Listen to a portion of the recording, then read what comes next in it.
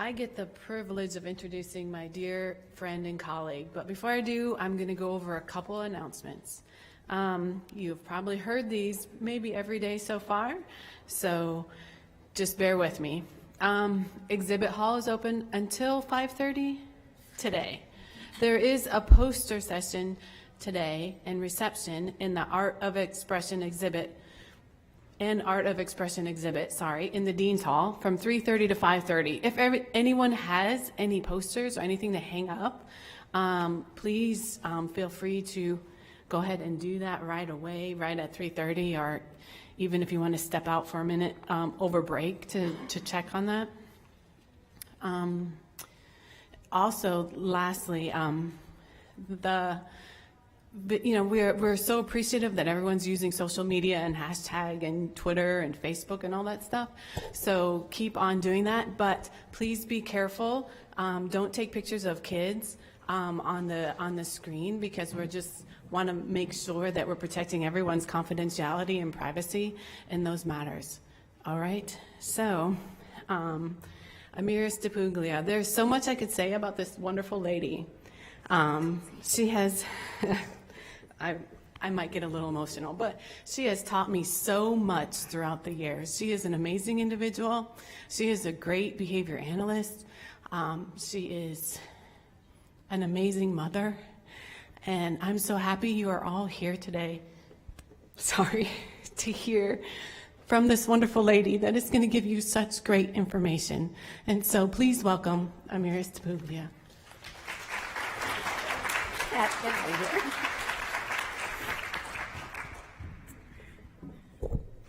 Welcome, everyone, and thank you very much, Lori, for your sweet words. They do this to me, and then I'm like a crybaby, and I get tear-eyed, and then I can't present. And especially, I will tell you, it is such an honor to be here, and I do sincerely appreciate the fact that you take the time to come to this session when we have such giants out there presenting in other rooms. So I am incredibly honored and humbled to have you here. I will tell you I had 4 presentations this year to do here, 1 left tomorrow. One of them being content that was sort of new for me to present because I was covering for someone else. And yet I was nervous about, well, not that I wasn't nervous, we always get nervous for presentations, but the little jitters you get when you're presenting.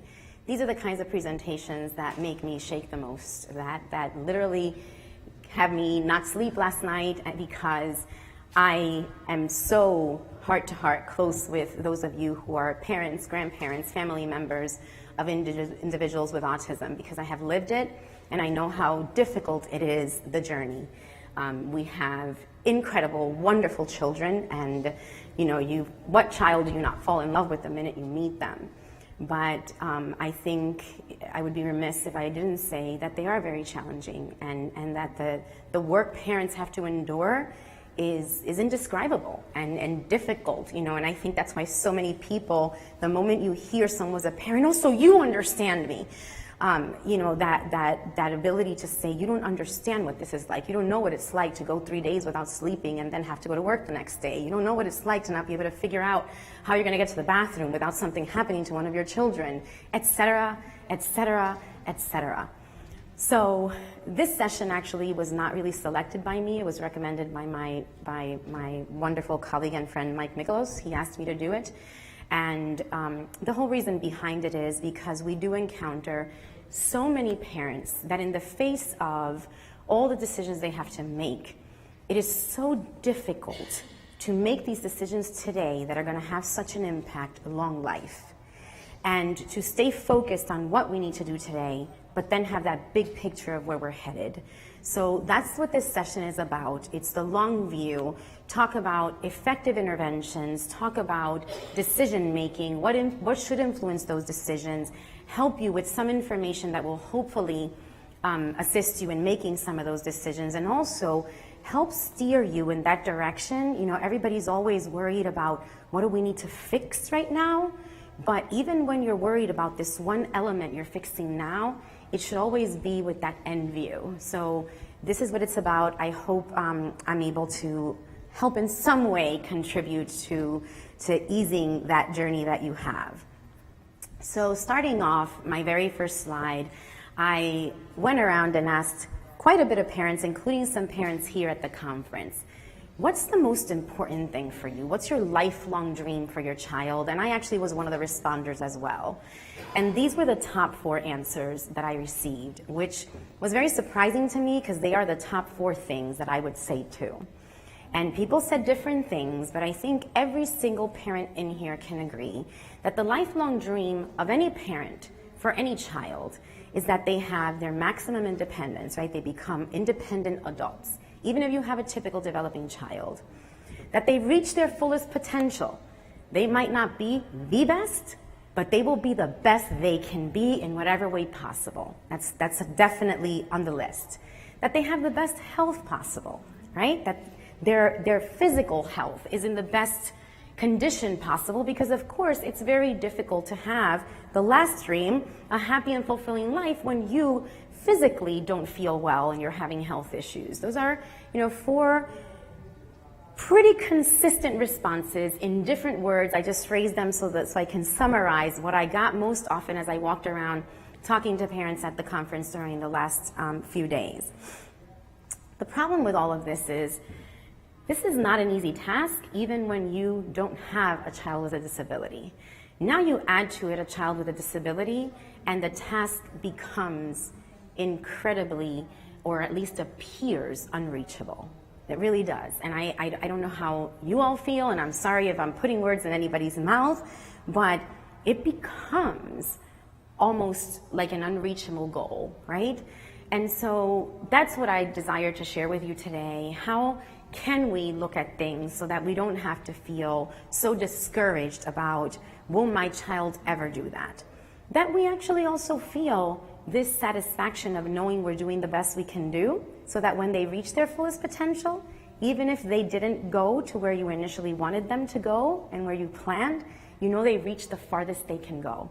And that's an incredible satisfaction. And if you know you did everything at the moment you knew what to do, then you should be good. I have a phrase that I say, some people heard me say it if they came to my session, my intro session, and I say it in almost every talk that I do. I always compare this to that phrase in the Bible, "Forgive them, Father, for they know not what they do."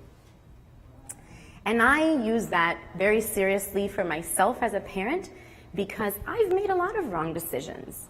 Because I wanted to? Absolutely not. But because I didn't have the information necessary, the knowledge base necessary to make the decisions I could have made at certain points of my children's lives. But as I learn, every time I learn better, I change what I'm doing.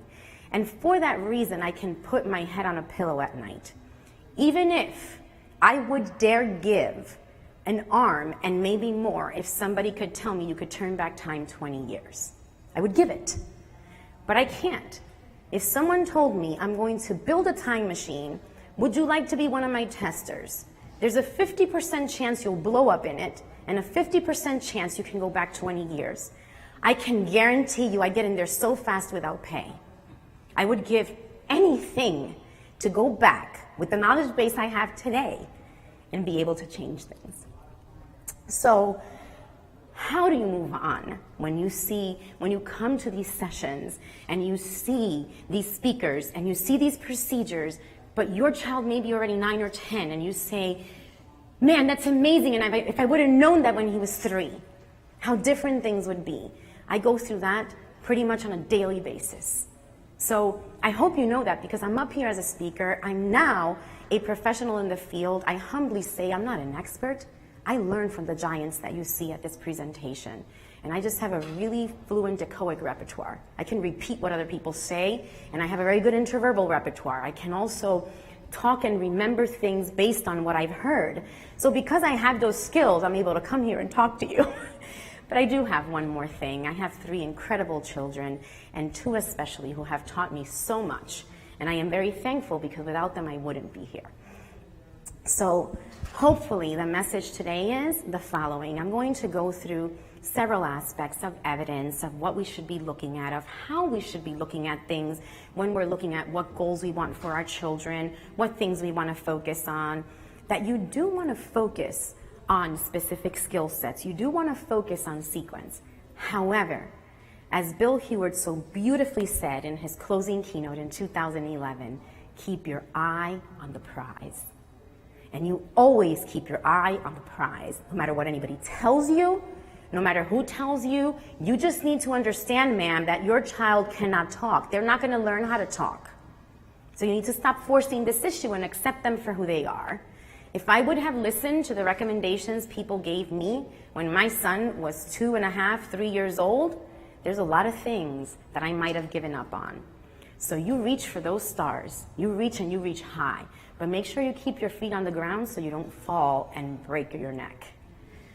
So you keep your feet grounded, keep your eye on the prize, and you keep trying to reach. But to reach, we're going to get there quicker if we go step by step than if we try to take a giant leap to the top of the ladder and miss a step and fall really hard. So that's the general gist of this presentation. So what are some of the confounds that we have in terms of decision making or even knowing who do we listen to? You know, you have all these professionals out there, you're going to professionals, they're all experts in the field, and how do you know who to listen to? Especially when you have professionals, sometimes even medical professionals, people with degrees that, I mean, they have lots of letters behind their name. And yet they say things that anybody in the field who knows about autism know are simple myths. And they are a simple misunderstanding of, here are the deficits that individuals with autism have, and herein lies my passion for the science of behavior analysis. That when you look at things through the eyes of behavior analysis, when you look at, here's the behavior you want or you don't want, and if I don't have it, what are the things in the environment, as you heard Pat Fryman said, there's no such thing as the child can't, the child is. There's no bad boy, don't forget that. There are bad environments, there are bad circumstances, there are bad variables. And if I, in combination with being able to know what those variables are and change them, knowing what sequence I teach the skills I need to teach, now you have your money in the right bank and you're going to have a big investment, right? But when you have people telling you things like, you report to a professional, you know, my child never looks at me. Well, that's just how children with autism are. They're very sensitive to people's eyes, so that's why they don't look at you, because it bothers them. They're too socially anxious. You hear all sorts of explanations. Is that true? Here's what is true.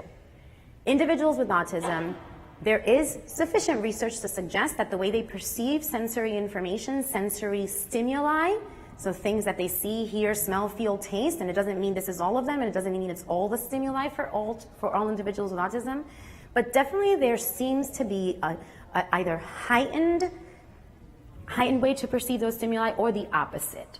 So you might see a child with autism who, for example, does something that's really painful and they don't even flinch. Or one where there's a simple, soft hum of a fluorescent light bulb and they're freaking out. Or, you know, you put one toe on the grass and it's a complete meltdown in the moment. Now you have severe problem behavior. I'll tell you this, I know typical developing competent adults who don't walk barefoot because they don't like to do it.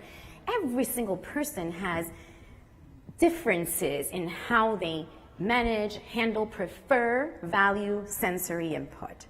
Now what we need to look at is there are definitely social communicative deficits with autism. That's the hallmark of the disorder, right? Social communicative deficits, the hallmark of it. And when you do have those deficits, it interferes with your ability to learn the value of other people, including your parents. And this is why many of us experience things like having a child who's attached to our hip, but we really don't do the back and forth interaction that a typical parent has with a child. I remember my son Alexander, when he was very little, he was always hanging around me, but what he did was twirl my hair all the time.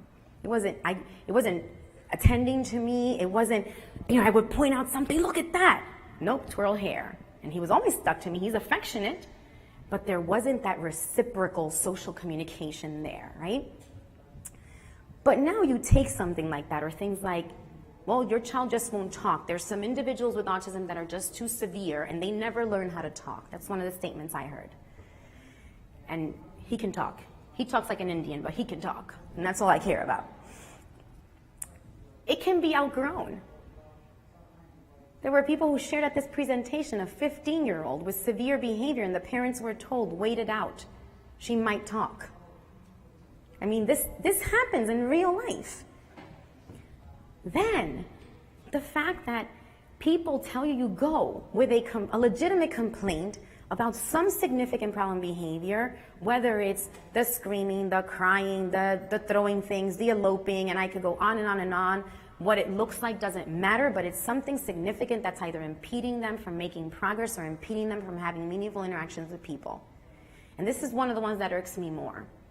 Just remember, don't get hooked on those behaviors. Underneath all those behaviors, you have a beautiful child that you need to accept. Yeah, my child is beautiful, I agree with you. I'm a little biased on that one. However, and I certainly accept him, but he's certainly not going to have a happy, meaningful life unless we take care of this. And nobody's going to want to come near him. I'm his mother. I don't care if he hits me. But who else is going to want to hang around him if he's hitting them? These are reality checks that parents need to have. So be aware of it and know how to respond to it when people tell you things like that. And then the last one, which I sort of mentioned, well, this is just how individuals with autism are. They don't show affection. That's just the nature of autism. It might be the nature that because of the significant social communicative deficits, again, they lack those experiences that allow them to show affection in the way other ones would, but it doesn't mean that we can't change things in the environment, which feels a little awkward when you're a parent, that I have to work to get my child to come to me, to look at me, to respond when I call him. That's hard. And yes, I shed tears for it a lot of days, a lot of nights, weeks long. And I still do sometimes, just even thinking back. And I still shed tears today when I find myself working so hard on things that come so naturally to other children. It's devastating, and don't feel guilty for feeling like that. It doesn't mean you don't love your child. When you're desperate, it doesn't mean you don't love them. On the contrary, that's why you get desperate, right? So other confounds we have is this insurmountable amount of treatments out there that promise a lot. The media is infamous for capturing these, and these amazing, fantastic stories of these miracle, all of a sudden a child who went from nothing to writing poetry, but they don't show you the in-between of how that happened. And so be wary and be careful, because when you see those things, which are founded in no evidence, now you go, because of course you're desperate, and if you don't have the information necessary, what do we tend to do? I'm going to run and do it. I want to do that because I want my child to do that same thing. And now you tried and it doesn't work. And what do they tell you? Well, it doesn't work with your child. He's too severe. And they blame it on the child again, right? The other piece that's hard is, and this is the hardest part, because trust me, I know, whether you're a parent in here, a grandparent, an uncle, an aunt, or anything else, a teacher who's here because you want to learn better about the perspective of a parent so you can support them better, which I admire you if you are, no matter what role you're in, we know how critical education is, how critical school is, right? However, if education stops there, we're sunk. But now some of you sit here and say, well, what am I supposed to do? I can't even breathe. There are days I can't make dinner because it's so overwhelming. It doesn't mean you have to have a full-blown school program in your home, but it means that if you can learn some things to enhance your interactions at home, you can learn ways to do that, which we'll review, then now the time you do interact with your child, you can make much more meaningful and get much better outcomes. But it's daunting to a parent when you have to think, I have to work with my child, I can't even do what I do now. And you're telling me that now I have to work? And then you go to sessions and you want to go out and spend all this money and buy all these materials because I want to do that too? You don't necessarily have to do that, because if you learn the principles, you learn how to do things, you communicate with the staff in the classroom so that you know what's going on. Now, even when you're doing something simple with your child, you can have those opportunities to have similar interactions in the home without having to change your entire life. And then we have the coexisting medical conditions. I'm not going to ask for a show of hands, but for example, I've lived through and still do the severe insomnia or the sleeping for half an hour and waking up, and luckily that's gotten a lot better because of things we've done. And then there's the seizure disorders that are common in individuals with autism, and I can go on and on and on. And some of the things that have sort of been attributed to, oh, this is inherent of autism, are not. They exist in the entire population. It's just when you have a child with a disability and on top of it now you have a medical issue, it's really heightened to have another problem. And so it gets very popularize that, look, here's what happens, and I have one of those too, but if you would go and survey typical parents of typical developing children, there's always one friend who has a child who has stomach issues and another one that has allergies and another one. This is not something that's exclusive to autism. And last but not least, and probably the most significant confound, is that life still goes on. The clock does not stop ticking. And time goes. And I'm not going to lie to you. Every time I have something that I need to accomplish, and, well, I'll just address that tomorrow, I'll make that phone call tomorrow, I worry myself sick about I'm wasting a day, I'm wasting 3 hours. Because you know time goes and time matters when it comes to intervention and when it comes to outcomes. But here's the deal. You have to stay alive, you have to stay well, because if you drive yourself down, I'm going to try to take these words as advice for myself after this session. If you drive yourself to the ground, then who's going to be there for your children? So don't forget that. And there's one quote that actually Mike Miklos used in his presentation in regards to this whole education being so important in effective interventions, and I know some of you might have been at his session. And it's a quote by Mark Twain, and when I saw his quote, I said, wow, I have to mention that too, because this is why it's so important, and we admire you parents who make the sacrifice to be here. We're honored that in conjunction with IU10, we can provide that Children's Institute so that some of you can bring your children here and make this happen, because otherwise you couldn't. Because the quote is the following: don't let schooling get in the way of your education. That even though your children spend a lot of waking hours in school, they also spend a lot of hours in the home. And a lot of days they're not in school, that they're in the home. So that's why it's so critical for you to keep coming to conferences like this, training opportunities, watch videos if you can't get to the trainings, because you are going to learn more and more information that then is going to allow you to be more effective in the home without having to disrupt your entire life, right? So as far as the myth of eye contact, and I'll tell you a little bit how we got here. I'm just going to start off by showing you this video just because I think my daughter's adorable and I want to show her off. No, that's not the reason. But this is Sarah several years ago. And Sarah, you'll learn later all her details, but she was diagnosed with moderate to severe autism. She had lost all her language shortly after turning 2. And actually, there's people here who know Sarah very well and actually helped influence in her progress. And what you're going to see is Sarah. I believe she was 7 here at the time. She's a very tall girl. And this is her dad, who had just gotten home from work. She was hanging out at the counter with her iPad. I was cooking. And as soon as I saw her interaction, I stopped to take this video, which I'm very bad at. I don't have enough videos of my kids because I'm always busy. But this was so significant because when I saw her interaction, I said, this is what people need to see so they can learn that, no, it's not true, these things. So I want you to watch her interaction, and I want you to keep a focus on her face.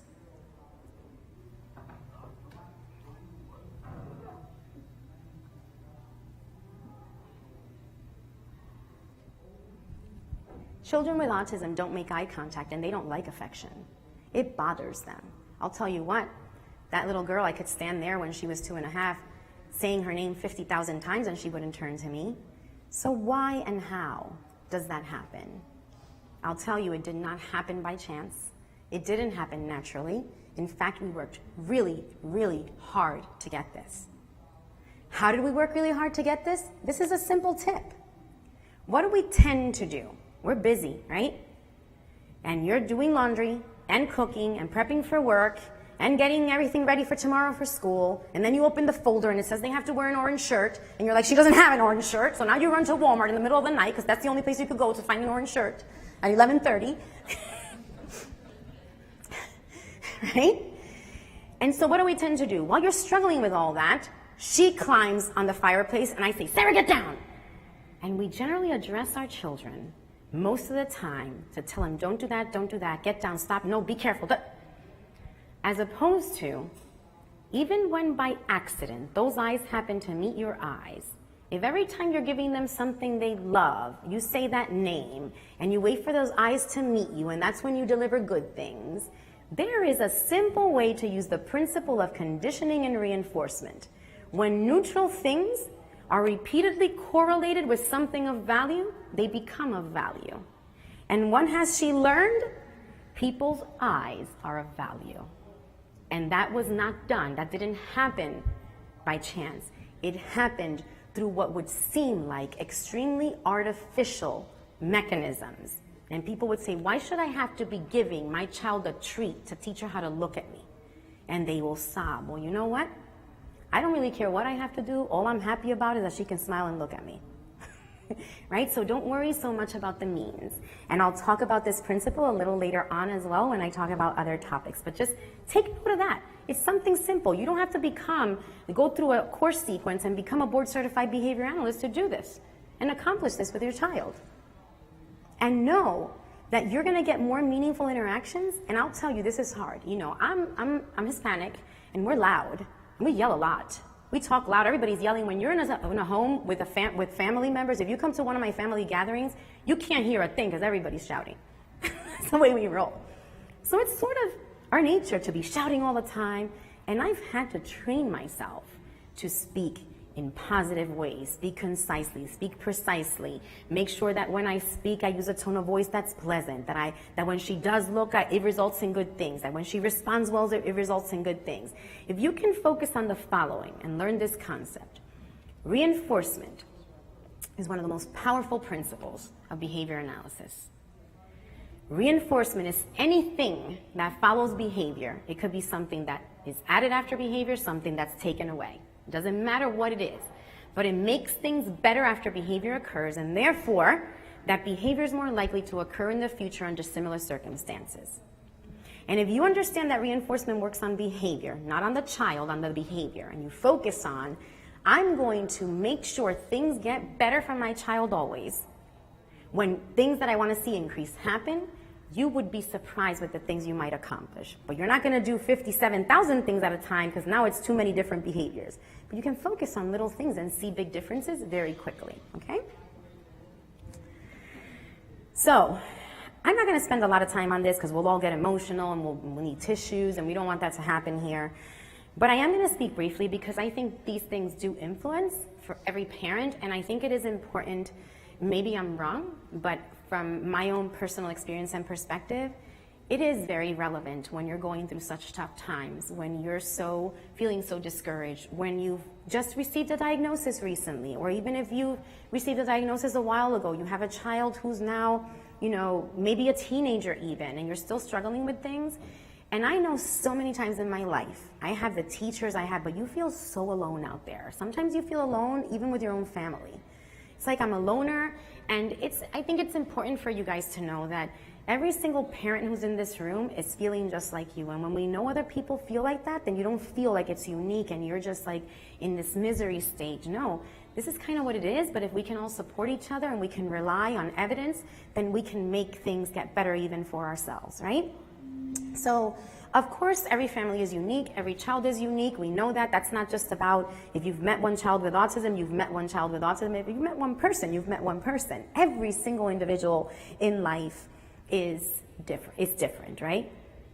But there are challenges, and I think for example, can tell you I've been through a lot of experiences where I see a neighbor or I see one of the children who's in one of my children's classrooms, and boy, does it hurt when you see where they're at, what they're doing. I have a next door neighbor who's the same age as my son. He's only a few months older, and you see him with the girlfriend, with the car, with going to college, looking for colleges. The little boy across the street who's way younger, he's looking at colleges. He's a senior. It is devastating when you see those things, and it hurts. But it's even especially devastating when you have a child with autism or more than one, and then you have a typically developing child. And then it becomes this struggle, this immense struggle for families that why can't this child, you feel like life is so unfair, and why can't this child have the same, and how could I give to this child the opportunity my other child has? You know what? Here's the way I'm going to put it for you. It is true, and it's okay if you feel like that, if you do have that situation, because that's normal. But it's no different than the following. There are plenty of families who have a gifted child or a dedicated child, and that child always gets A's in class, and this one gets the C's. And every child is different. And again, back to our dream. What do you shoot for? That they can be the best they can be. You compare them to no one else. So, advice number 2 for today. Compare them to themselves. Meaning, today they're here, tomorrow they're just one teeny step ahead, but it's better than where they were. And then there's going to be times in your child's life where they're going to have something happen that's going to seem like they're going backwards, but then you literally take note of all the progress made, because on those days you go back to that note and you say, but look, now he can talk, and even though he's having this issue, he couldn't talk 3 years ago. And you go back to all the progress you have made, because if you keep comparing your child to the children who don't have any issues, you're going to, again, drive yourself to the hole. But if you compare them to themselves, and those moments that you're feeling like you have all these challenges, it's like, but remember that just a year ago we were dealing with X. Those are the kinds of things you want to focus on, okay? So then there's the whole grief. I'm not going to spend a lot of time on this. It's no different than anybody who grieves for anything. I think the uniqueness of having a diagnosis with autism lies in the following. As you all know, grieving is different for everybody. There's different stages of grieving. Some people go into denial. Some people go into a frenzy of I've got to solve it. There's all different stages. And grieving doesn't happen in a cycled sequence. Anybody can go through any of the stages at any given point, go through all, go through one, go through a combination of any of them. From my own experience, and again, I did a lot of just conversing with parents as I was prepping for this to see what other parents feel and to see if they kind of go through the same similar thing. Because I feel guilty for having said this once, but I think I still feel the same, so I'm going to extremely apologize if I am saying something that's speaking out of turn for anyone who's actually gone through the alternative. But I remember it was actually talking to my mother, who's no longer with me, and I remember telling her, I wish they had told me he had leukemia. And that's something horrible, I think, to say about your own child. But I've expressed to a lot of friends, this is almost harder in many ways when you don't have the knowledge, when you're new to this, because this is when I felt like this. When you're brand new to this and you just get this diagnosis, but you know enough to know the implications of the diagnosis. You know that if this is what they have, this is what you do.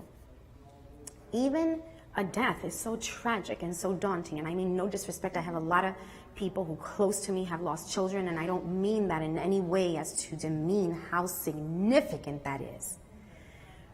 But it's something you know. I don't know how else to explain it. This is such a daunting, I don't know even what the impossibility might be, that it becomes so much harder to deal with that grief because it's so uncertain. Tomorrow's uncertain, 3 years are uncertain. So advice number 3, it's okay to cry. I still do. And my son will be 21 in August 19th. Actually, it is August, in just a few days. And so that's okay to do. And we're going to grieve about different things, right? But you keep, again, your eye on the prize, and you keep doing the best you can do, because if you get stuck there, then what winds up happening is you can't do anything, you get paralyzed, you can't move forward. So even if you do a little bit, talk to people when you're feeling like that. And I'm feeling desperate and I feel like I don't have any energy. I can't really do anything, so what's one little thing I could do that could help?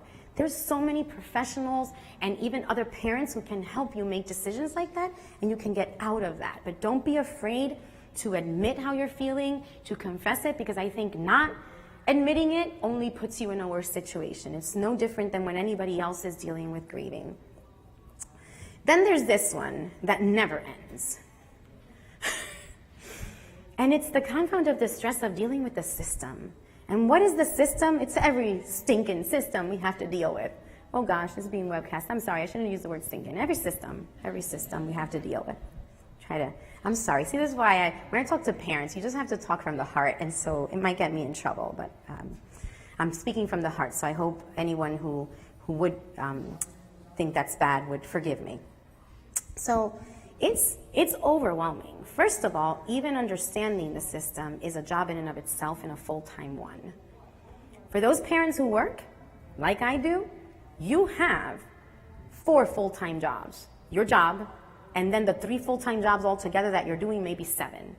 Because you are a social worker, a therapist, a nurse, I mean, I could go on and on. A secretary, you make appointments, you're a chauffeur, you're everything and its mother. I mean, every parent is, but now when you add this on top of it, I mean, try just calling any kind of agency to try to get an application or an evaluation. That's 17 phone calls that take 3 hours each because you're on hold talking to a machine the whole time. And we don't have time as it is. But then there's something on top of the time issue, and it's how daunting it is to even find out about the systems. Like, you don't even know they exist. I moved to Pennsylvania, actually, from New York when Alexander was 4. And when I called my local school district, the response I received was, I said, you know, my son has autism. I said, oh, so you don't need to call here, because I wanted to enroll him. You don't need to call here. You need to call the IU. That's where he goes. I knew nothing. What did I do? They gave me the number. I contacted the IU. And little did I know that wasn't necessarily the case. So this is, again, importance of understanding the system, understanding educational law. I'm supposed to end by 3:30, so I'll try to keep it at that. But there's so much to talk about today. But those things matter because I didn't understand anything about the educational system here in PA. So I just said, thank you so much. And had I known better, I would have said something different. And while I am, let it be known, extremely grateful for the educational experience he had through the IU, I would have been a lot more grateful if he would have been in his home school district and he wouldn't have had to switch peers we worked so hard to get him to become friends with, and then he would have to move to a different school because they didn't have another age group in that building he was in. So there's pros and cons to those kinds of things, so I don't mean in any way, shape, or form. I hope nobody misinterprets. We know a lot of phenomenal classrooms that are run by IUs. We work with many of them. That's not what I'm suggesting. But for my son, that would have not been the best option. And had I had the information at the time, it would have been very different. And that goes with so many things. So from the get-go, don't be shy to ask. Hope you're making a list of these little advice points. Meaning, other parents who have older children, so is there something else I'm supposed to know? Is there another agency I should be calling? My son's 10 now. Should I be worrying about when he's 21? Yes, you do. Because if you wait till he turns 21, now you have to wait 3 more years to get any services. So again, these are things nobody tells you and you're just living the day, right? That's the whole point of this. You're trying to get through every day, but you have to keep the long view always in your mind. That's always the picture you keep there. Because if you don't, when you come to see, you blink and they're 21. I mean, I could still smell him when he was 3, and he's going to be 21. So don't forget that and make sure you're getting informed, okay? This is another one. I happen to not have a problem with this one personally because I'm just like a friendly individual. Come one, come all. The more the merrier. But I know a lot of families who are significantly impacted and will not have outside agencies come help because they don't want people in their way. Or one parent might be okay with it, but the other one says, I don't want these people walking in and out of my house. I want to be able to come down in my pajamas in the morning. It happens. This is a reality, right? Because there's an invasion. Like sometimes you actually have events and you have a therapist and you know that if you tell the therapist, hey, tomorrow's not going to be a good day, I have family over, now they're losing their hours, and then you feel horrible because you know they're not going to make their money unless they happen to get lucky and get a substitute case, and you appreciate these people because they're wonderful. So you invite them over, but then it's kind of awkward. They're in the middle, you know. Once they become close to you, it's kind of okay. They become like part of the family. But in the beginning, it's like awkward. Like you're having a birthday party for your uncle and therapist is there in the middle blowing out the candles. Like, it's kind of weird. So what I say is the following. Sometimes we do things that we don't feel completely comfortable with if what we're doing it for is a priority for us. So I think that's the only way I can tell you. If you do have those issues, I happen to not have them. But if you do, my advice would be, okay, put it on a scale. Here's your privacy. Here's your son getting the intervention. Which one is more of a priority to you?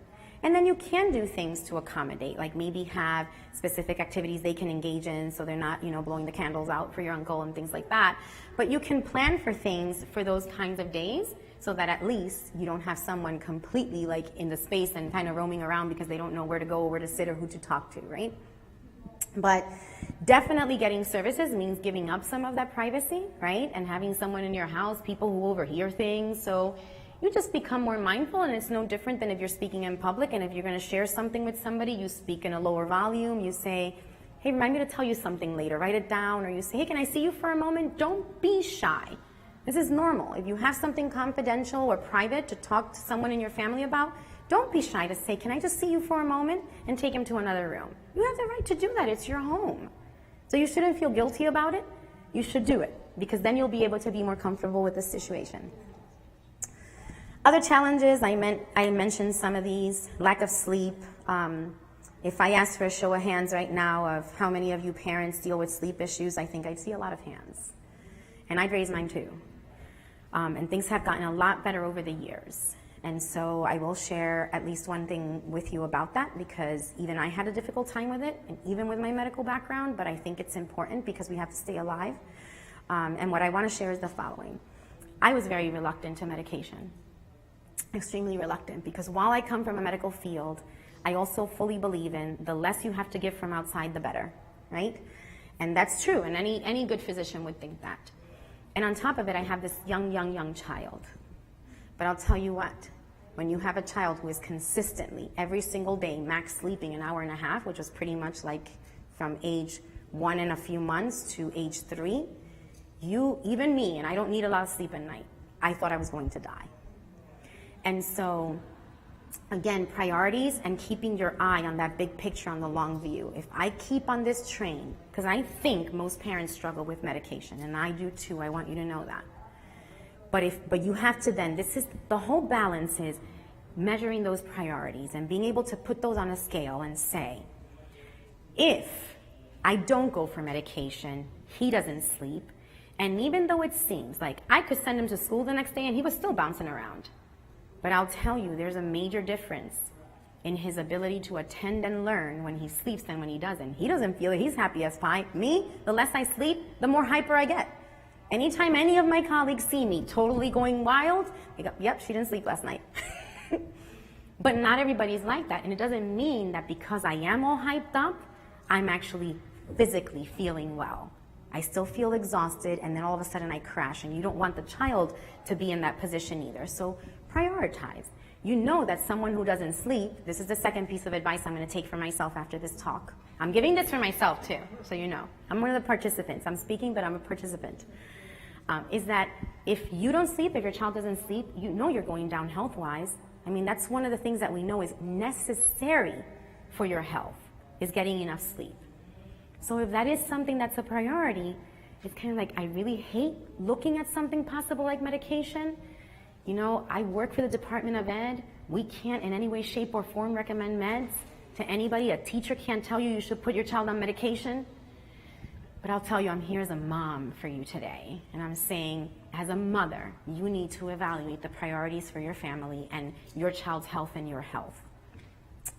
Financial hardship, because in many cases, the situation is, in order to be able to do what you need to do with a child, there's often cases that both parents can't work, which we know most American families, that's the situation you have to be able to move forward, right? So now you have a little more strapping. I'm not a financial advisor. All I can say is, even when we wanted to buy a home, we didn't go out to eat much. We didn't, we did everything really cheap.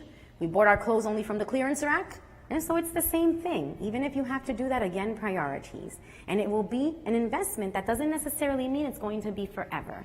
So if that's the case for you, you don't have to feel bad. I think you do financial planning. You budget. You say, here, we can't spend more than this per month on eating out, or whatever you need to do. I'm just giving some examples. But here's the benefit of that when you have to do that in order to help your child, I know many, many parents who have actually stopped working simply because they want to work with their child, because they can't find a provider or whatever the case it is. And if that's the case, the way you look at it is, this is an investment, and if I learn so I can do it as best as I can, then my child is going to improve, so I can leave them with someone else. If that makes any sense. And then you don't have to be the one to be there all the time with them, because they make sufficient progress that other people can help as well. Parenting siblings is an issue, whether the other siblings are typical or whether you have other children with disabilities too. I mean, it's a challenge and a half. The balance of attention to which sibling still feel bad about. I know how much less attention my middle child, Thomas, got than the other two. It was significant, significant. And that's a struggle. And you know, to have him look me in the eyes when he was 4 and say, why do Alexander or Sarah have friends here, but I don't? That's because he thinks they're friends coming over to visit. That hits you really bad, you know. So that was the moment that it hit me, and then I made it a point to have special times where I only go out with him. I'll bring him something special and not the others, because I could tell there was a lot I was doing because the others needed more. And so you balance it out that way. You have those special times, and still to the day, we go out to lunch together by ourselves, and he loves it. It's like the biggest prize I can ever give him. This is so special, Mom. He's the best date I ever have. Keeping a job is hard. Why? Not only are you so stressed that performance is difficult, but then also it's all the times this happened, you have to run out, the meetings, the IEP meeting, the psych evaluation, then the psychiatric appointment, then the dentist, and there's no consideration for having you go back for all these evaluations, even though their diagnosis is not going to change. You know, you have to keep going back to continue getting the services no matter what. Still the same child, still the same diagnosis, but we're going to do this all over and go over all the information again. His date of birth, you've had it for 17 years. You should know it by now. Why are you asking me? Or they make you fill out one form, and then you go inside and they ask you the same question. It's on that form I filled out outside. Why don't you go check it out? So it's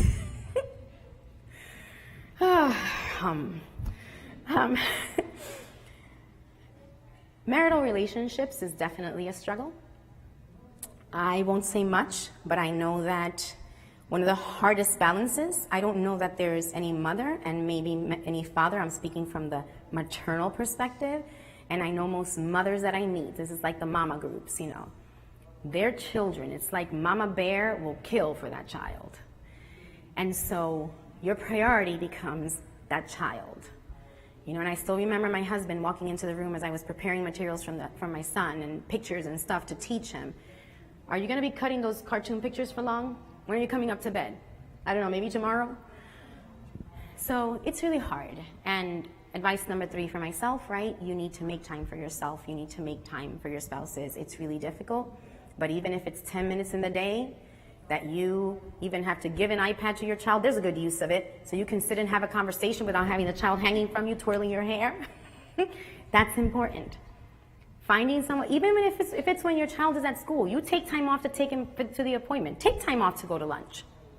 That's the only way you're going to do it. You know they're taken care of if they're in school. Take advantage of it when you have those situations.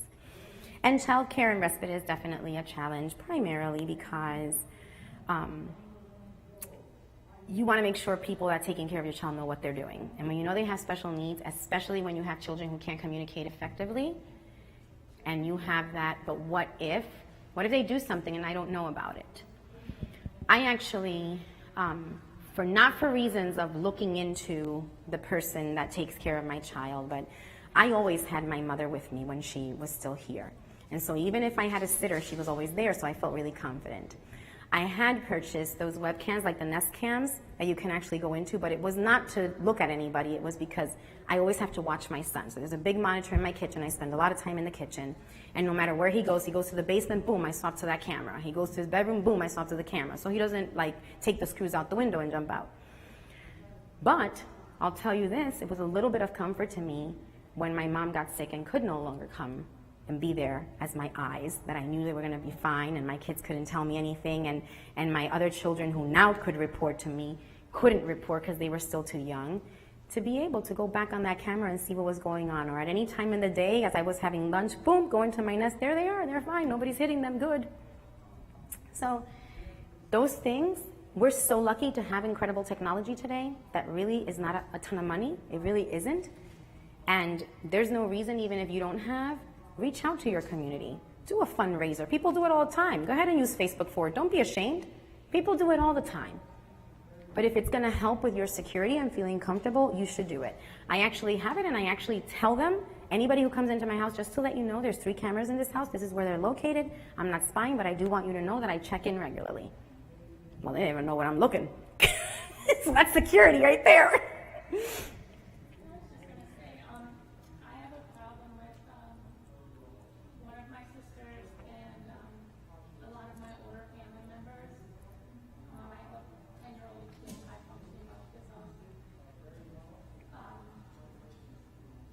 judgmental that I let him get away with it because I'm doing the ignoring stuff? So what she's saying is she has family members. She has a son with high-functioning autism, and she has other family members, sisters, and other people who judge her a lot because they say they let him get away with things, which happens a lot.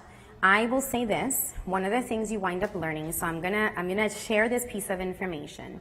One of the myths that exists out there that I didn't mention, if you notice, this conference mentions a lot these 3 words, applied behavior analysis, or the 3 initials ABA. And when people hear that word, they immediately think of drilling a student at a table with cards. And my son doesn't need that ABA because he's high functioning or because he can talk, or these principles work all across. I don't think it's right of anybody to be judgmental. That's just wrong. And sometimes, you know, I found that sometimes family members make comments or say things, and it's simply because they don't know what to say. And they are hurting for you, maybe even more than you're hurting for you. And they don't know, and then they say things thinking that maybe they're making a helpful remark because then maybe you'll take my advice and do something. But yes, it's not pleasant to get advice like that when the person giving you the advice is not telling you what you can do to help that situation, right? And so I'm not an expert counselor or anything like that, but I would dare say openly, I've had situations where I've had people say things that are hurtful, and just be able to say, I just want you to know, I know you didn't mean anything by that, but I need you to understand that as a mom, that was very hurtful. And I'm going to tell you why, and you know I love you. And you can speak in a way that's very respectful, but I think we do need to share, because otherwise, then the grudges start, you start building that, it comes to a point you don't even want to see them near your house, and you don't want that to happen either. You know, your family is your support system, but if you want to talk more about it, we can talk at the break. I'm not going to go through these by detail, but the bottom line is many of us do have this litany list or more, and then some, and any other possibility in between, you know, self-injurious behavior, aggression, elopement, I mean, all sorts of problem behavior that we can potentially have. Just because of the deficits. I know there are some of us who say, yep, I've been through every single one of those, legitimately, and it is challenging on top of everything else. But again, my relief as a human being, and it's not that I don't worry, but my relief is being able to rely on scientific principles that allow you to then be more effective in resolving all these issues, so your burdens could be relieved because you do solve things that you otherwise would not be able to solve if you're relying on chance, on luck, on fad treatments that people are promoting. They don't allow you to do anything with that. Whereas if you're looking at things, so again, as you're saying about your son, I'll tell you, I've let my kids get away with something. When there's no other choice I have.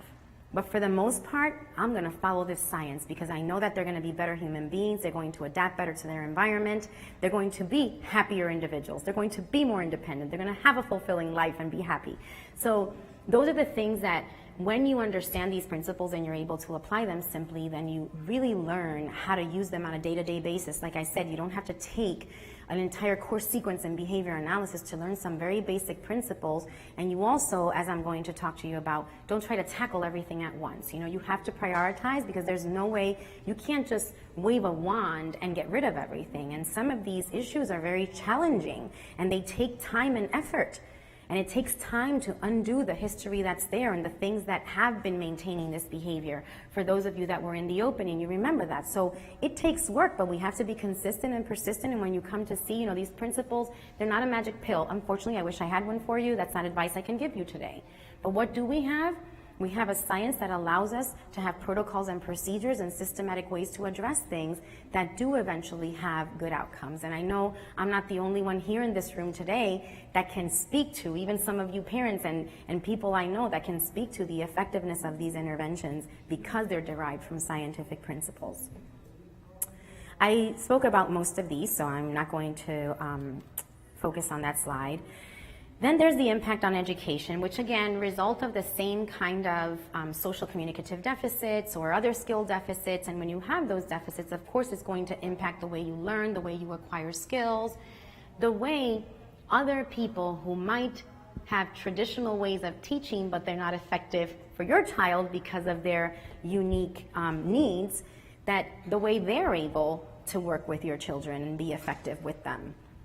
So those are definitely things that you address, and I know at this conference you've probably been seeing a lot of examples of good instruction, good models of instruction, of good elements of instruction. So I'll talk about a few of those, because the good news is that despite all that kind of burdening stuff we go through and all those challenges, the good news is we do have evidence. We do have a science we can rely on, and maybe in the future we'll have more. But we go with what we have today and the best we know, and we apply it because we don't want to put our eggs in the basket of hoping with things that have no proof, right? So the good news is we can make a difference because you learned something at the opening keynote. There's no bad boy, I'll say it again. So what we need to do is address the things in the environment, change the things that we do, but we can't change them if we don't know how or why we change them. We need to understand that, or at least have someone to guide us to do those things. So what's the pathway to making the right decisions?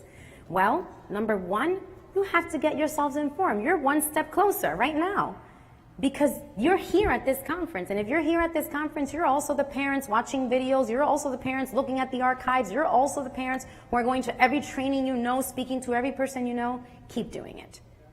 But then know what information you're looking for.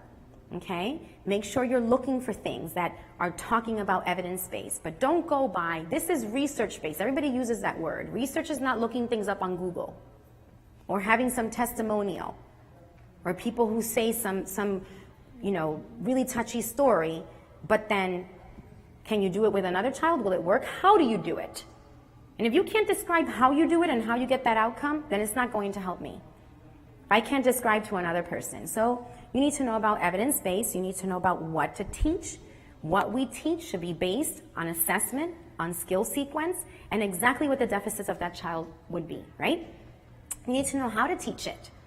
Because I may know I may need to teach this, but if I don't know how to teach it in a way that teaches under the right conditions, I'm lost. Okay? You also need to know under what conditions that will be taught, and then how do we monitor progress? Don't go by, I think he's doing better. That's what people tell you. Yeah, he's improved. Wouldn't you say? And they all look at each other around the table. Wouldn't you say he's better? I think he's improved. How do you know that? How much of that could he do before? How much does he have now? Well, we don't really have the data. That's a problem. Now, if you could tell me he had this many things he could ask for yesterday, and today he has this many, now I know it's working. Otherwise, we don't have a way to measure, and we're in big trouble. So even yourselves, do you have to get clickers at home? No, you don't. But yes, write down, right now my child can say these 3 things. I'm just giving a random example. Right now my child can tolerate noises up to this level. Let me see then when I increase the volume what happens, and did he tolerate it? Now you have data to know whether what you're doing is working. Make sense? So it doesn't have to be complicated. You don't need a whole complicated, convoluted data sheet. And we all have phones where we can keep track of everything. That's the wonderful thing about technology. Oops, I went the wrong way, sorry. So other than that, whenever possible, you're selecting your interventions and making decisions based on evidence. I don't need to read through these slides. I have them here for your reference. The PowerPoint is available on the wpsu app and on the website, so you can download it if you want, and it's more here for your reference to look at. Here are the things that have established evidence, and they all lead down the road of behaviorally based interventions, things that are derived from the principles of behavior analysis. And even the ones, things like, for example, early intensive behavioral intervention. That's a package model, but it's still based on the principles of behavior analysis. So they all kind of lead down the road of these principles because the principles allow you to do something different, right? And then you also make sure that when people are doing assessments, when they're recommending programs for your child, that those programs are based on their skill sets, they're at the right instructional level, they're relevant for your child, and they definitely are focused on building meaningful skill sets for future skills. Even when we're teaching a child who doesn't even have imitation skills, when you show them tapping a block, they can't do the same. That's simple. Even when you're doing that, it's with the big picture of I'm teaching, not tapping block, I'm teaching my child to do what I do because this is going to be a skill that's going to teach him to learn a lot more skills in the future without me having to teach directly. So that's kind of how we look at things too. And even us as consultants, this is probably the biggest puzzle is programming sequences. Actually, that's what my session is about tomorrow because it is difficult Why is it difficult? You need to have an understanding of when you have any type of skill, regardless of what it is, what's the response expected, and then what's the analysis of the component skills they need to do that, and as well as what are the things that control those responses in other people, and how do we teach it in the same way so we don't have children with a bunch of rote responses because it was taught wrong or at the wrong time, okay? So that's sort of what you want to do. And it's also should be focused on the major deficit, which is social communication.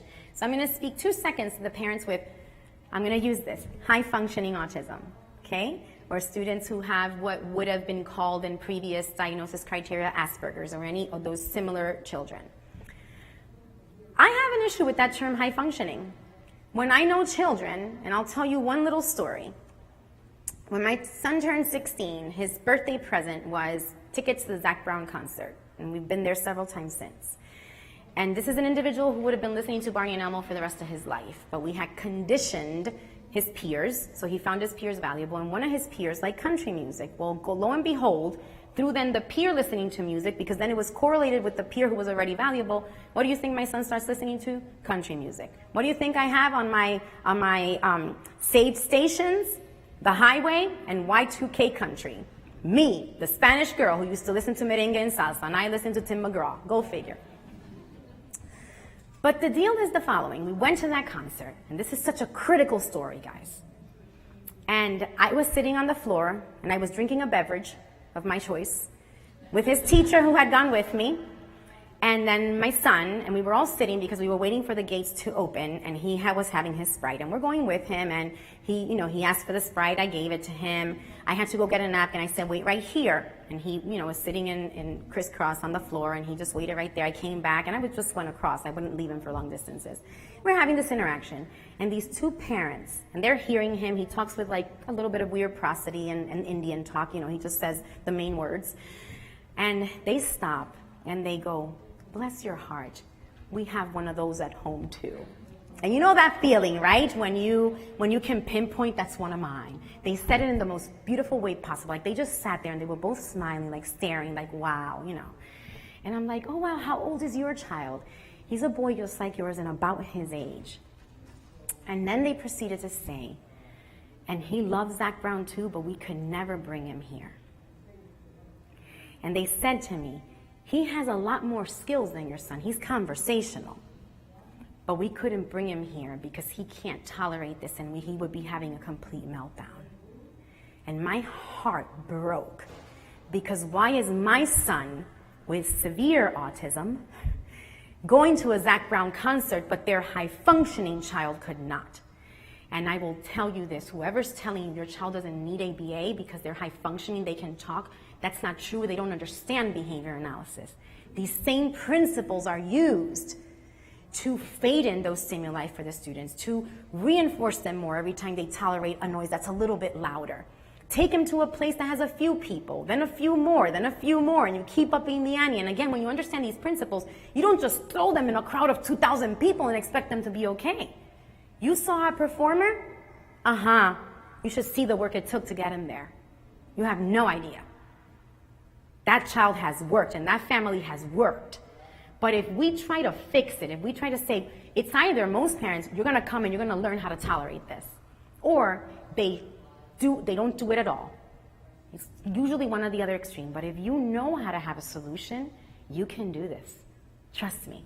So it's the same principles, and the same principles apply to anything. If I need to teach this skill, I go easiest to hardest. I start small. I make sure that I make it doable so I can then reinforce it, because if it happens and I can reinforce it, it will happen more likely in the future. And if you start thinking like this, it's life-changing.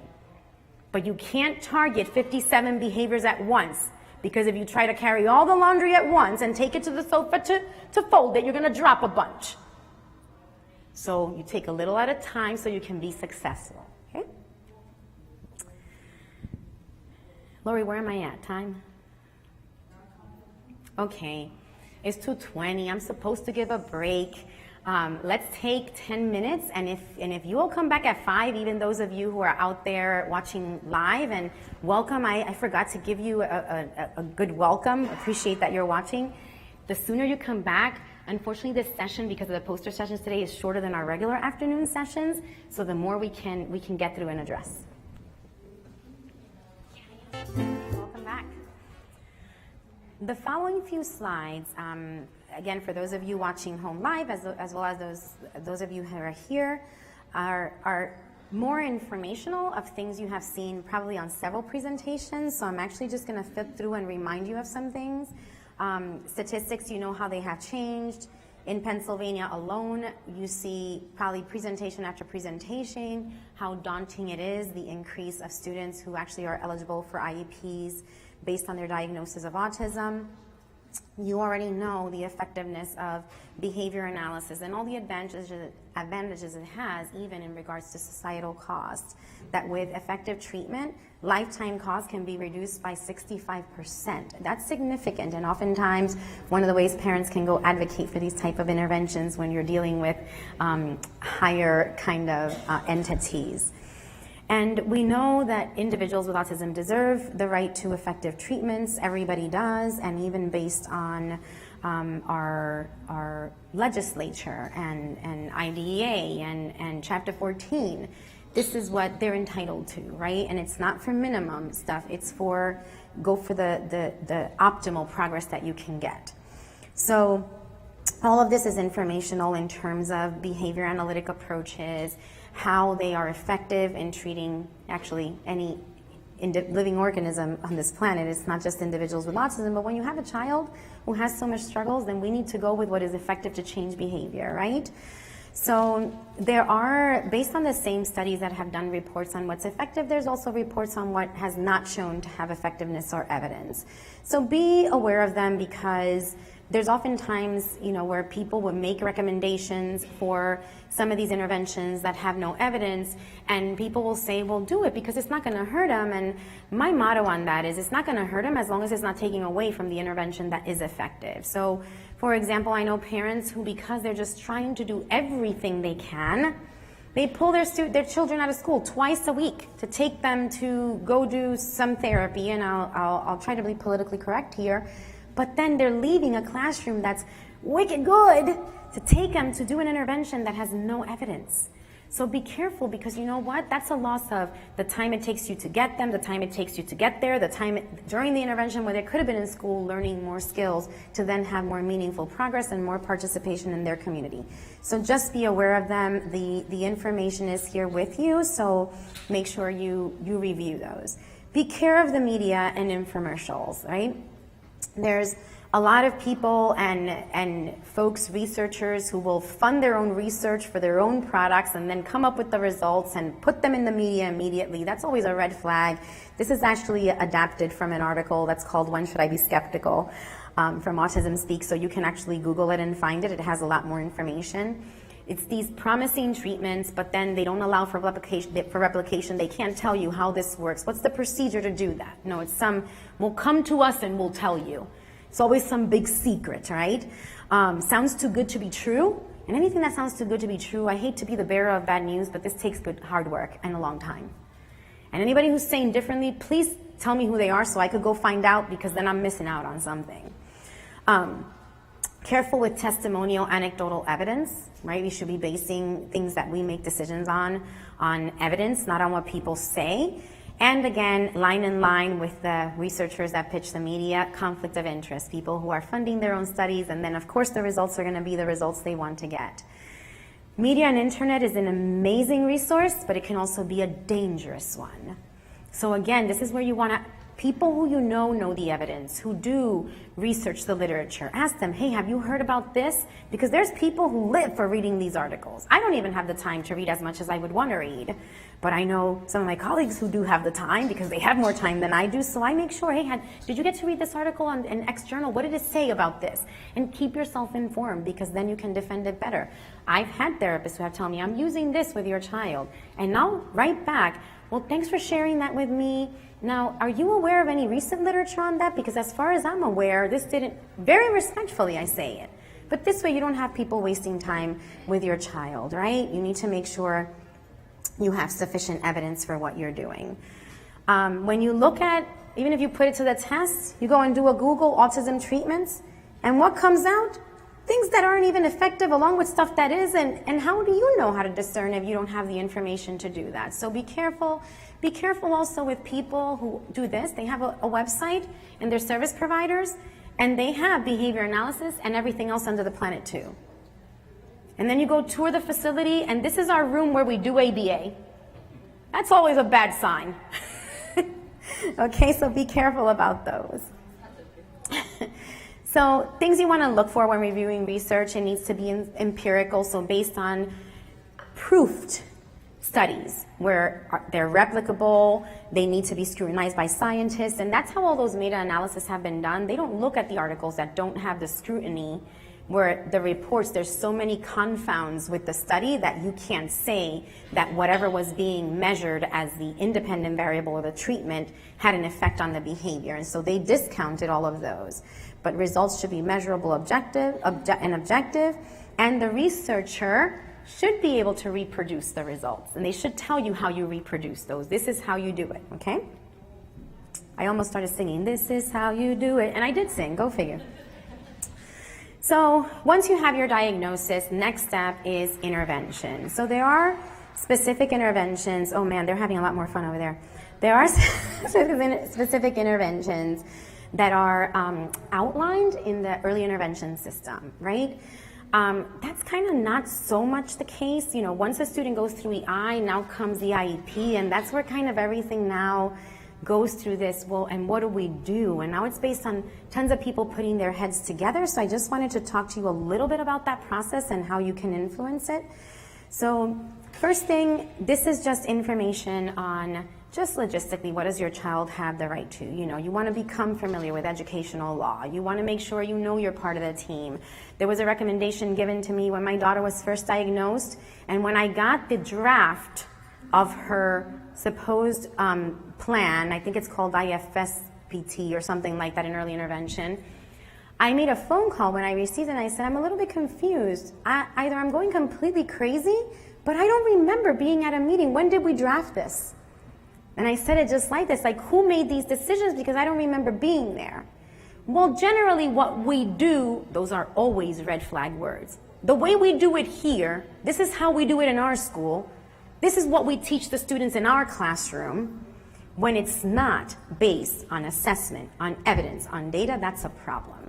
Even the hours that were being provided. Well, this is how we start all the children. And I just nonchalantly respond, well, that sounds like a little bit of a problem, because isn't that what the word individual stands for? So are you saying you have a prescription for all children and it's not based on needs? Hang on one second, I'll get my supervisor. And so, but this is why you need to get informed, because what pains me is when parents don't know that they can do this, that you have a right to question, you have a right to scrutinize. And if you know what the law says, if you know, you don't have to know the whole thing, you don't have to recite it, but if you know what the main things are that are supposed to guide even how they determine interventions, then now you can step up and say respectfully, well, I'm confused. I thought it was supposed to be. Let me check. Yes, I see it right here in IDEA Part C. It says that. And now you can just have these excerpts of the things that make these moments so critical that you can make a decision and not have to feel like, well, could you believe that they're just giving this? No, you can actually speak up and advocate for your child, and you can only be a good advocate if you know what to advocate for, which I'm just giving you a head start to an upcoming slide. So the next informational slides that are going to be there for you to review are on eligibility, how they make decisions on who's eligible. Once a child is determined eligible, then the IEP team has to convene a meeting within 30 calendar days to write that IEP. For the record, the IEP team includes you, just in case you weren't aware of that, okay? So it should be a team approach. It should be based on assessment of that individual, not on what we do.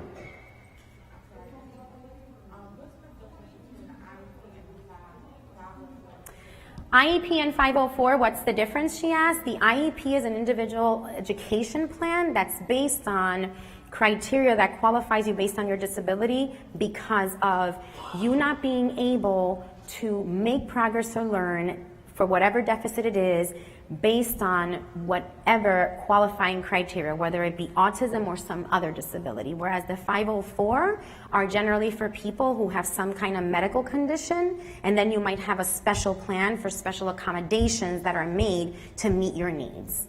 That's in a very small nutshell. And any of those kinds of questions, an amazing resource is the patent website. You'll find information on all of that. But those are the kinds of details that are a little bit different, and sometimes there are children who have 504 plans that probably should have an IEP or vice versa. So you have to be informed to know what is the best suit for your child and to be able to advocate and question when there's one or the other, and as a parent, you're not understanding why one versus the other, right? So an IEP always identifies the strengths, the challenges, needs, potential goals, and includes information from the parent. The thing is that information from the parent should be taken into consideration, right? Now, I'm not gonna go through this in a lot of detail, but one of the things Heward always says is the annual benchmarks and goals developed by an IEP team should identify, I love this, should identify the destinations for the journey and provide signposts along the way. So this is so beautiful, and that's why I'm only reading that part, because when you look at an IEP, and that's the point of all of this, we need to figure out what we need to teach now.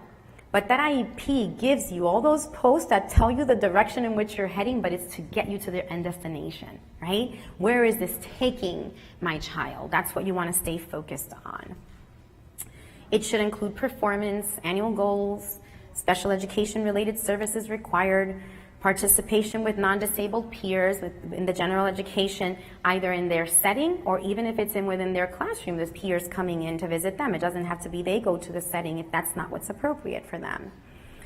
Also includes determinations for participation in assessments, dates, places where services are occurring, transition planning if the child is 14 years or older. Once they turn 16, there has to be a transition plan in place for students.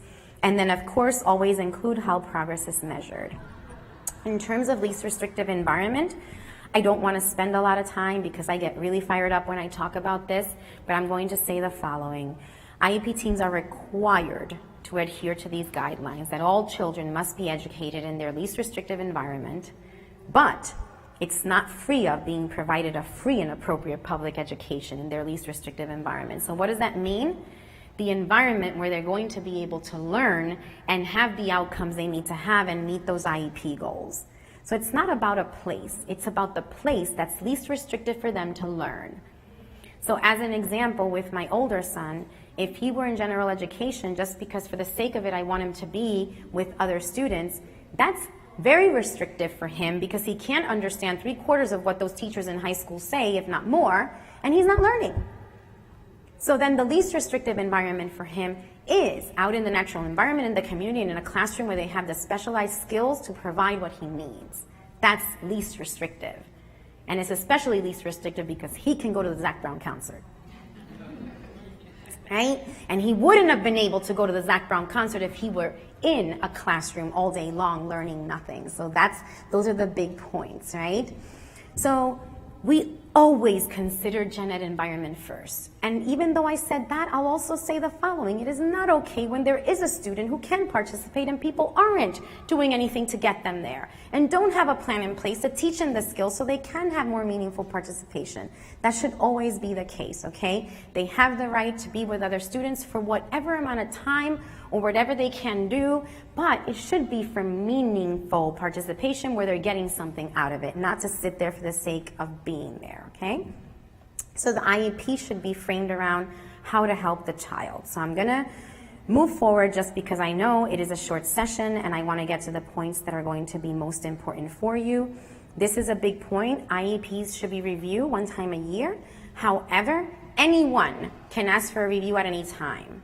I know some parents have shared with me, well, I was told I had to wait till the IEP meeting. That is false information. My colleague Ronnie Russell is in the back and she's like yes, shout out to Ronnie Russell. She is my ed law guru. She is so good with all these issues. And when I first came to Patton as a parent consultant, she was one of the people that taught me the most about all these things. And She could tell you this is false. You can go ask her if you want to verify what I'm saying. You can request an IEP at any given time. You can request 27 of them. Don't do that though. But you request them when there's a need. That doesn't mean you have to request an IEP when you have a question, right? There's communication. But feel free to say, like, if you're there's something you're uncomfortable, you now learned and you realize this is not what's appropriate. I want to convene with the team and discuss this. Send a communication. You can request to meet. There's no reason you can't do that. That IEP is an ongoing and dynamic document, okay? Reevaluation should occur every 3 years. So even when a child is determined eligible, every 3 years there should be a complete reevaluation. Sometimes the data that they have in the classroom is sufficient to review and make determinations and make general changes, but sometimes they may need reassessments or anything else they might need to make the necessary adjustments to IEP. So it's ongoing assessment based on data, but every 3 years then there's a reevaluation of the entire process. Yes? Just real quickly, when you were talking about the least restrictive environment, if the child is not learning effectively in the regular classroom, could that also be as like socially and emotionally as well? So what she's asking is, in regards to least restrictive environment, if a child is not learning effectively in a classroom, is that just academic, or can that also refer to socially and emotionally? It refers to all, and I think there's not an educator in Pennsylvania or a district that doesn't consider that all as important for a good learning environment, right? So when you have those issues, those are issues to bring up to the team as well, absolutely. Okay, so throughout the process, you want to make sure everybody understands the child, the world in which he or she lives in, because the environment is what matters, right? Changing that environment is the only tool we have secured to making a change to make our the lives of our children better. So a reminder, parents are the best advocates for their children. Every parent who's here, I know some of you are not parents, and I thank you even more for being here, but every parent knows they're the best advocate for their child. However, parent knows best only when they know best. And the thing is, I'm here speaking today and I didn't know what was best for my son. I was at the mercy of people who were telling me, the professionals who were providing me with advice. But I'll tell you what, I knew something was wrong when progress wasn't being made. And who did they put the blame on? My son. He's severe. Ma'am, you need to give this up. You need to just accept him for who he is. Start looking at a good institution and just go on with your life. So be careful. So how are you an active member of the IEP team? How could you provide input if you don't know what input to provide, right? You need to become familiar with what's going on. So you want ongoing communication. When you're getting those notes saying, we had a pizza party, you send the next day, thank you so much for letting me know there was a pizza party. So what instructional activities did you work on? Because what is my child learning? You know, that's the information you want. Communication, we all want to know when a cool thing happens in school, right? All the parents do, that's really cool. But the important information that's going to help you is, here's what we're teaching. They just learned this. Here's how you can practice it at home. That's what's going to make a difference. And you attending trainings and getting access to trainings, that's going to allow you, each day you learn more, to be a better advocate and to work better with your child. It has to be focused on skills, right? Not on, she had a great day. What do you mean by great? Great for you could be horrible for me. Maybe for the staff, the fact that she only picked up toilet paper from the floor twice was really great. For me, that's horrible. So be careful with interpretations. Make sure you get specific information, right? So critical information on skill building, information on problem behavior if that's the case, because that's the only way you could see if things are improving, right? And then of course, you want to be focused also on, well, how do you do this? So when they tell you, here's what we're working on, you should also ask, so can you explain to me how you're doing that? Because I'd like to work on that at home as well. This is how we're going to get there far, right?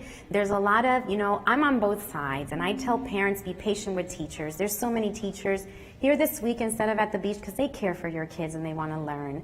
And it's not their fault that the programs that are preparing them aren't providing them with what they need. And they're trying. Some of them are here on their own time and own dime, just so you know. But then I also tell the teachers, don't say, I don't even know what they're doing at home. They're probably giving them everything he wants. No wonder I can't get rid of this behavior. No, teach that parent and work together, because that's how you get really, really far, okay? And make sure you're discussing with your teachers. Look, I'm pointing to my screen. Discussing with your teacher.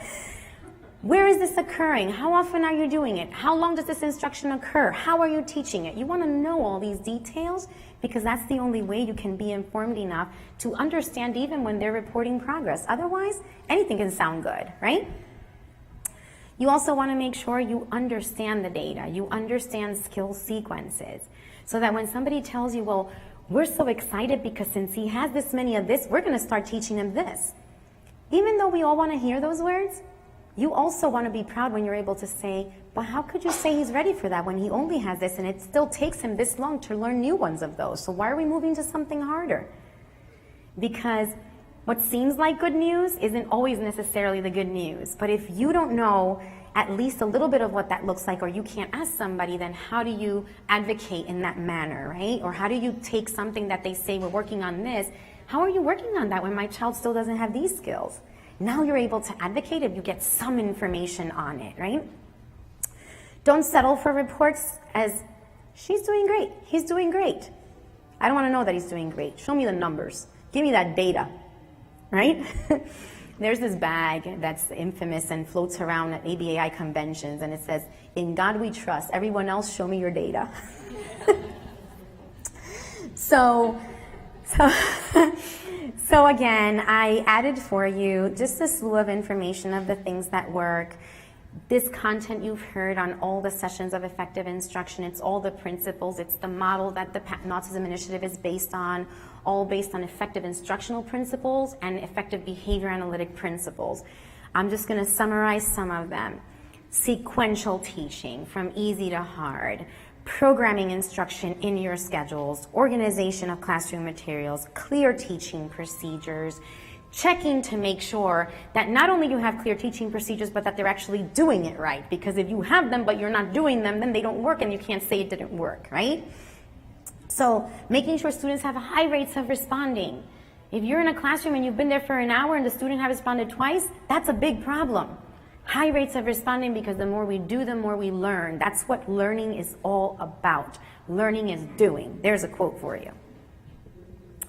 So you're going to have learning increase when students are exposed to these kinds of classrooms that have ongoing assessment data. Not only do they have data that they take that they can provide, they're taking data every single moment that they're with that student. As that student responds, they're changing what they do based on that student's respond and analyzing constantly. And the more teachers learn, the more they have the ability to do that. And we should be doing that because that's how we're going to get better results, right? I just plug these little reminders in, right? Little reminders just to remind all of us, everybody should be held accountable for the right, because these students have the right to have effective interventions, and people should be accountable to them. They should be able to speak when they say to you, well, that's not what we do here. Then what do you do? Where's your evidence for what you do? How do you measure what you do? How do you teach what you do? So you should be asking those questions when you do get those responses as, here's what we do in this classroom. And in terms of evaluating interventions, I think I went over this a little bit already, but again, asking yourself those questions to see if those factors that we just reviewed quickly are in place. So is it being done correctly? Is it arranged so that the student learns in the best possible way? How is it arranged? Is it being done often enough? Is the data accurate? Those are the kinds of questions you want to ask yourself, okay? So make sure that when you're looking at it, you look at all those factors and then question them. Question where they're in place, and then it's not just, yes, we do that, can I see the data? That's how you respond to those things. And you shouldn't feel ashamed, and you do it respectfully, because it's not about attacking. It's about working together, but about also not just sitting back and believing anything anybody says, because that's not proof of anything, okay? So one example, as you know, is the Patent Autism Initiative. We've already gone over this ad nauseum, so I just added the slide for you for informational purposes because it's in the handout, so you can go ahead and download it. And then there's also all the site review criteria and how we do that so that you have an idea of what elements we look at. If anyone wants access to the detail of that site review, we're happy to share it with you. It's anybody who has the link to our resource files, you can actually access it there. If not, email any of the consultants you've seen present from Patent, and we'd happily share that with you, or even find us here. But these are just the different components that you're looking at for a well-established classroom. They're the same ones Mike reviewed during the opening, so I'm not going to bore you with that so I can give you the fun stuff, right? Systematic instruction, I already sort of reviewed this. This just breaks it down a little bit more in terms of the focus on communication skills, on teaching social skills, appropriate play, self-help, activities of daily living, and again, going from easy to hard, going from, here's my 3-year-old, so right now I'm okay with changing diapers for a little longer when they don't have language. But if I have a 13-year-old, there's no reason why a 13-year-old should be sitting in a diaper still. So that becomes a priority if your child's older. Does that make sense? So you kind of have to make those decisions. So yes, while you wouldn't generally prioritize potty training over language, you would if your child is older. There's no reason why an older child is walking around uncomfortable in diapers for so many years, right? I think you've seen this at other trainings too. This is about an integrated system of instruction. So it just refers to a good instructional system. Starts with assessment, right? Once you have your assessment, you select your programs and the targets you teach. You have clear teaching procedures on how you do that. Your materials and everything you need organized. Data systems so you can measure progress. Treatment fidelity and staff training based on fidelity of implementation cycles right back to then constant reassessment to make decisions and changes. So that's a good system of instruction that uses all of those components. Those are the kinds of things that when they say, here's what we do. So what training has the staff received on how to do that? Can you share the procedures with me? Because often, yes, we've all got training. Well, I would like to have that too so I can do it at home. And if it's not able to be produced, then that's a questionable statement, right? A questionable statement.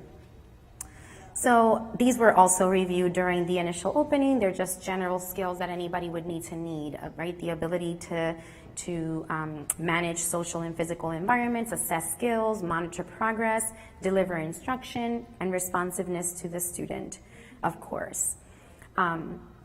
This just focuses on the components we have about consultation, feedback, and training for the staff, which is important because they can't learn it on their own. And we certainly know that anybody who's gone to a program for special education or anything like that knows that what you get in behavior analysis is extremely limited, if any at all, right? The process for our services, people just apply.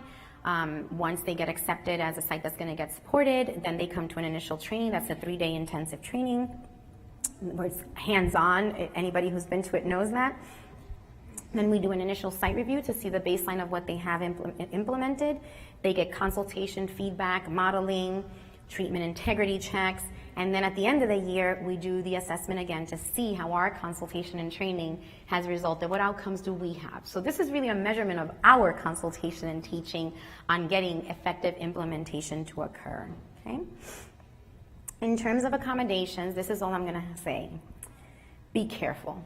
Sometimes we accommodate too much at the expense of teaching skills and teaching the students to be able to adapt and perform better and more independently.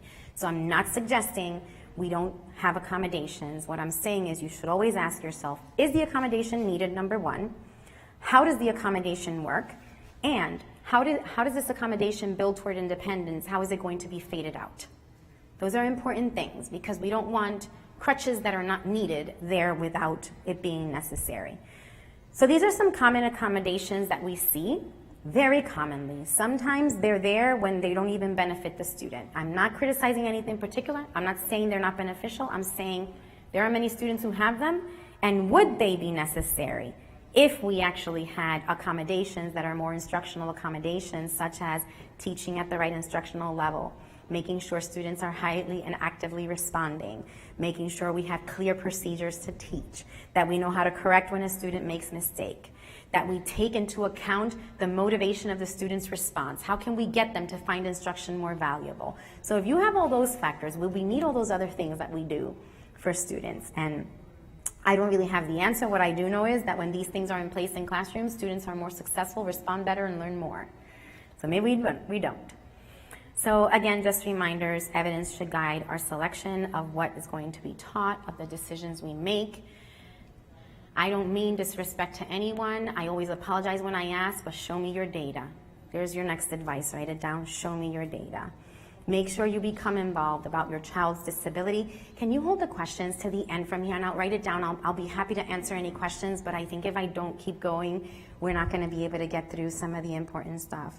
Make sure you know about professionals who service, who are the ones that are qualified, who are the ones that are not, what constitutes a qualified professional. Not necessarily always a degree, right?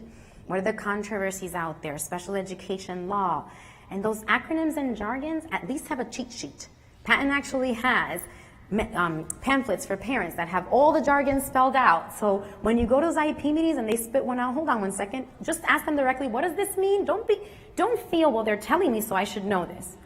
So I'm not going to say it because they might think I don't even know what I'm doing here and I don't care about my child. No. They spit that jargon because they spit it out every day.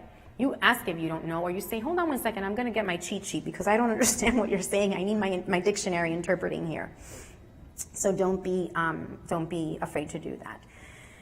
And then I'm not standing up here suggesting I've always had incredible interactions with everybody involved with every one of my children across the years. I will say with confidence that when you have better relationships, things go so much better.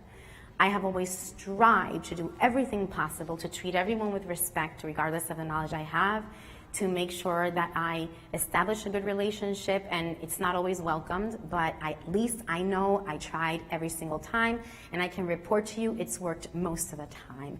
And most of my children's teachers are now my community of best friends. So I just need to report that because many people say, wow, you taught her son, you taught her daughter, wasn't that intimidating? Weren't you scared? No, she's the best parent I ever had. It's not about attacking.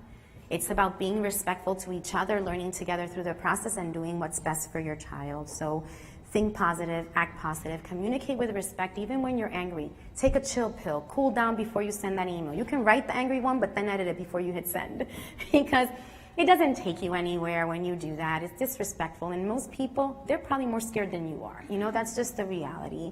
And so we try to do things and maintain that because the only way we're going to be able to move forward, and I'm not trying to say to throw out your rights to due process or anything like that. Sometimes, unfortunately, people need to get there.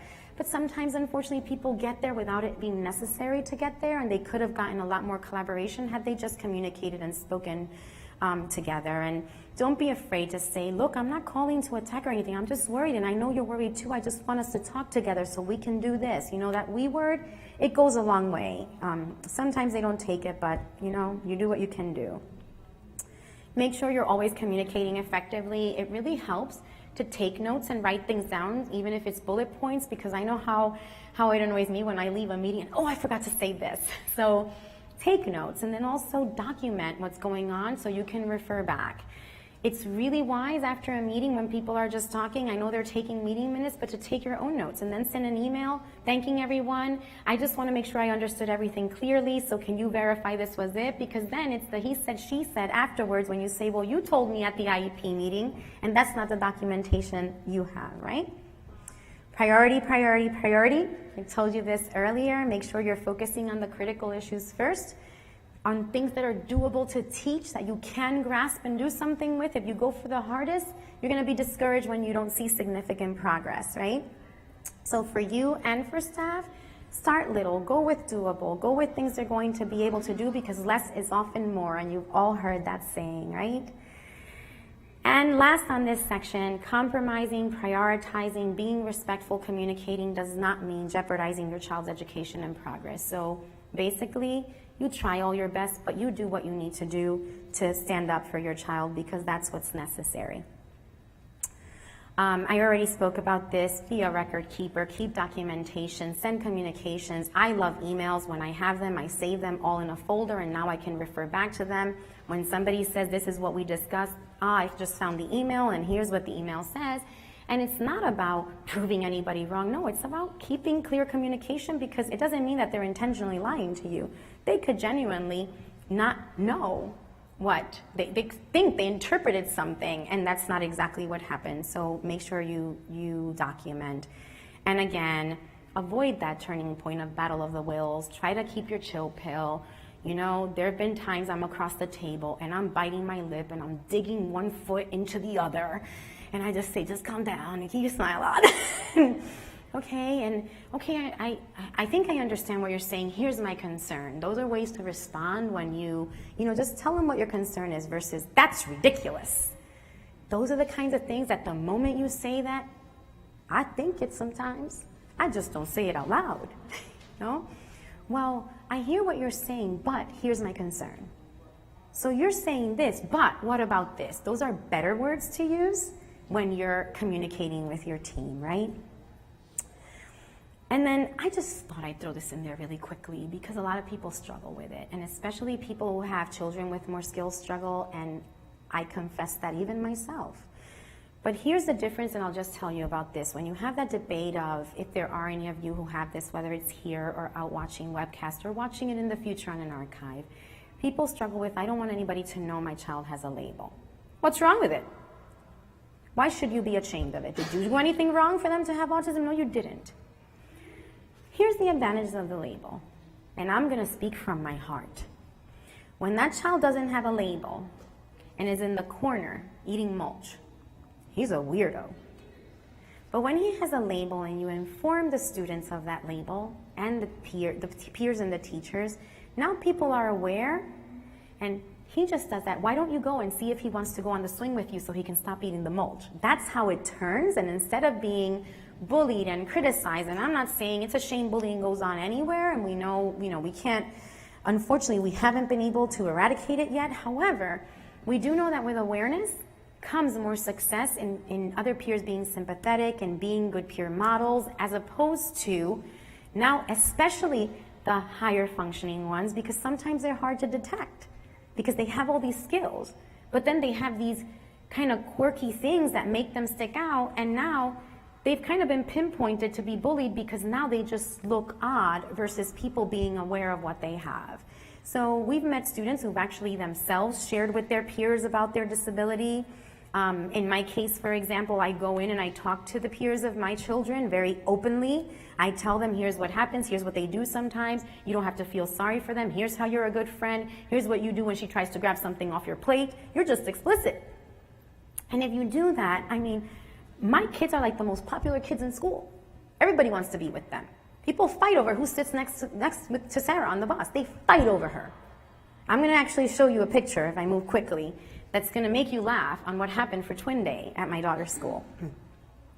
I already mentioned this, becoming familiar with educational law. Everything is there written for you, so I'm going to move forward so that I can get to where we need to get. If all else fails, don't forget your rights to mediation. I always say my first line is give him the benefit of the doubt. Just give him that one more call. Hey, I know that meeting didn't go as well as we expected, but I was hoping maybe we could gather again together and talk about this. I know you guys are working so hard. I think we're able to resolve this. Wow, that could go miles. That really could go miles, okay? But there's certain times that you do have to rely on mediation, due process, and that's why those safeguards are there for you, right? In summary, the diagnosis is going to assist with, here's some of the benefits. There's benefits you'll get just because your child has that diagnosis. Take advantage of it. We struggle enough, right? So many people fight for behavior analytic interventions. If your child has autism, that's an automatic in to be able to fight for it. It shouldn't be because it's effective for everyone, but the bottom line is the literature is there to support it so you can get it easier, right? It helps in understanding the diagnosis and then understanding how you deal with the deficits, being able to access information, but also diagnosis is not enough, right? We have to be able to program and make a difference for students, or it's not going to matter that we have a diagnosis. We can have a diagnosis, we can get the services, and if those services don't account for all those factors that we talked about, they're not going to help very much, right? Of course, as we always are working with our own children, those of you who are professionals in the field, don't forget that they're kids. Kids are kids, they're individuals, and those that are young adults, they're young adults. Treat them with dignity, treat them with respect, because that's what matters most. They're people first. You know, be careful with the things you say. Even parents do this. They start talking about all the deficits of their child and all the things that are wrong right in front of them. Would you like somebody airing your dirty laundry in front of you? So here's what I hear, but they don't even understand what does it matter, because you're responsible to preserve their dignity. That's why it matters. So even if they don't know, parents, grandparents, teachers, everybody, Make sure that you take on that responsibility because they are people and as valuable as we are, right? And we are the angels amongst them. So I'm just all about Pat Fryman, man. Do you not love that dude? So you want to think big picture, right? Where is everything being done today headed tomorrow?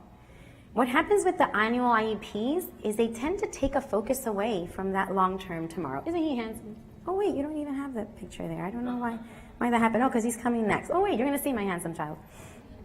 Where is it taking it long-term, right? Where is this all going? This is what you want to know. This is what's important and valuable.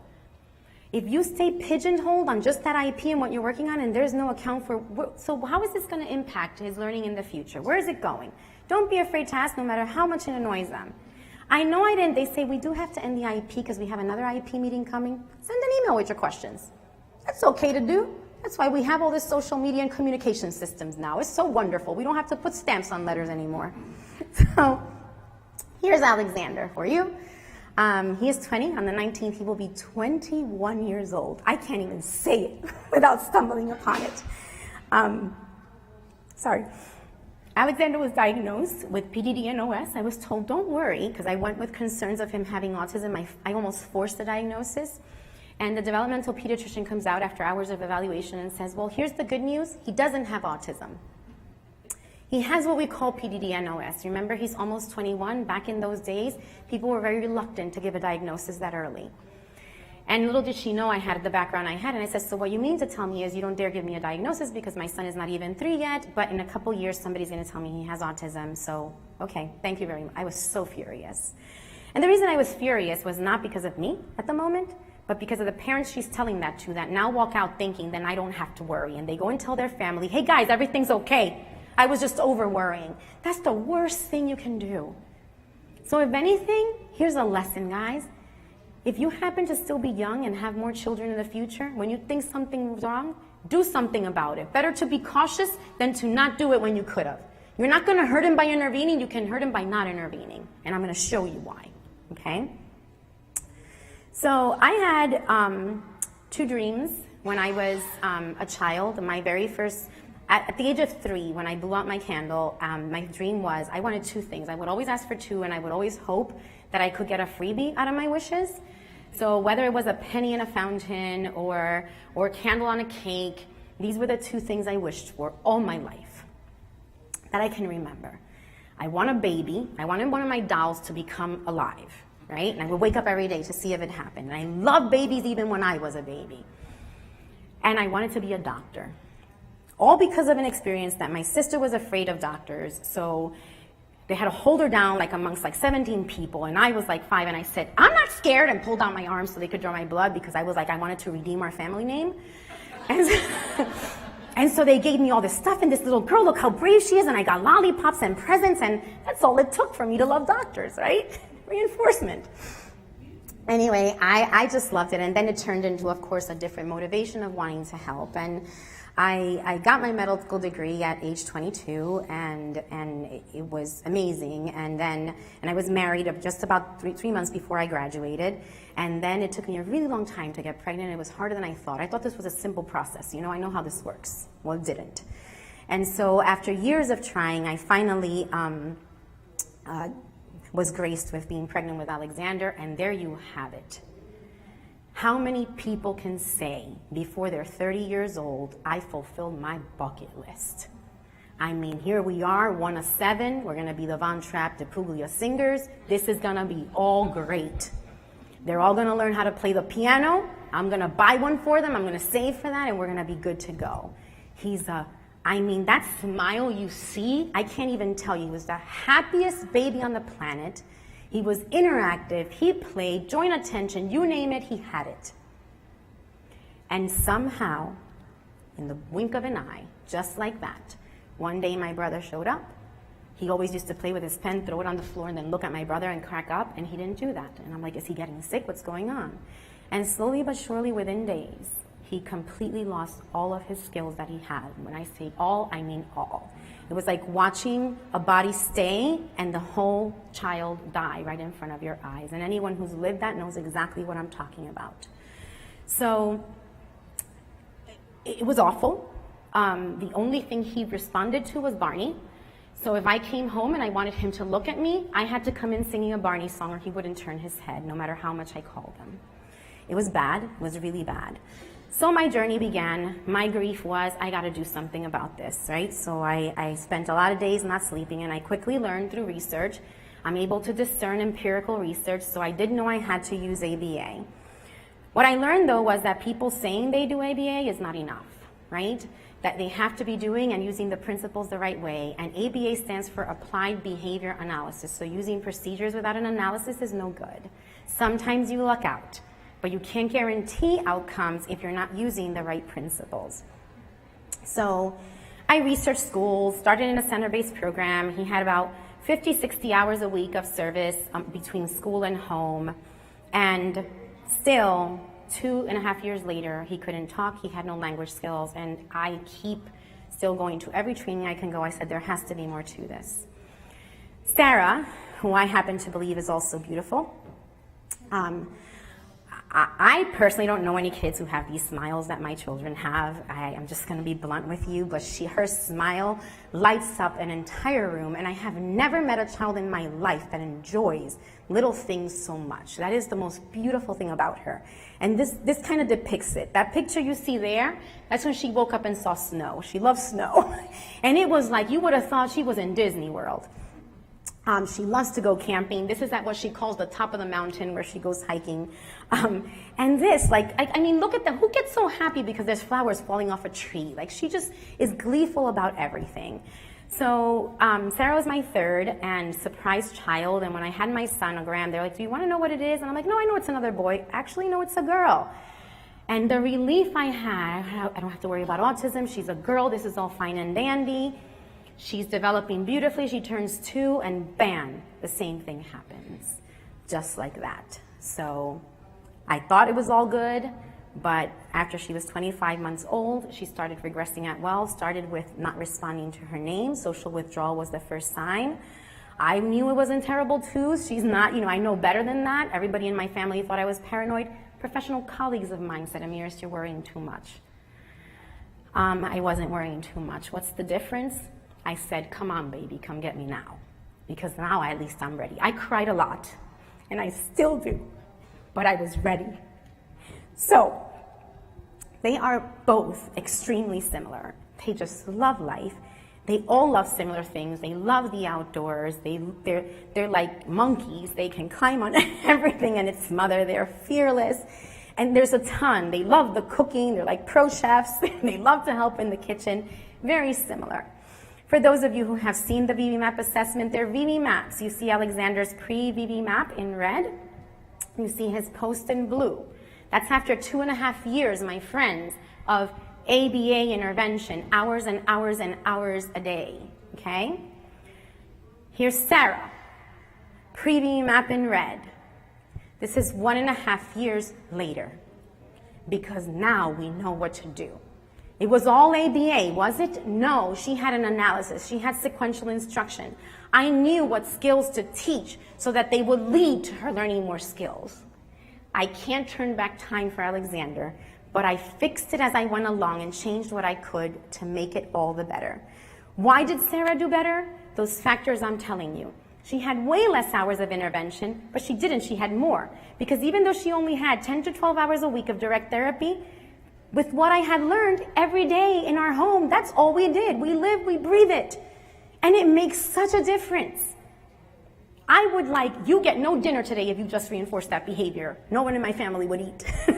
So it was an investment, but it was also, there were times I had to talk myself out of moving forward. Nope, you preach this. You're gonna stick with the skill sequence. You're not gonna move forward. She's not ready yet. Thinking, am I doing the right thing? And by golly, was I doing the right thing? So here's an early video of Sarah. I'm going to try to get through this so we can get to the end.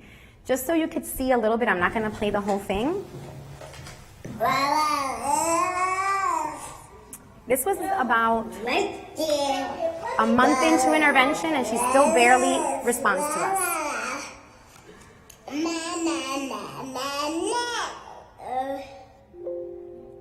Oh, my battery, I'm not plugged in. Battery's running low. This is an emergency.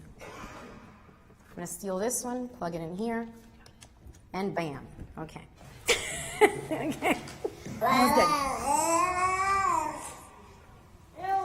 Right there. There's a way to forward this.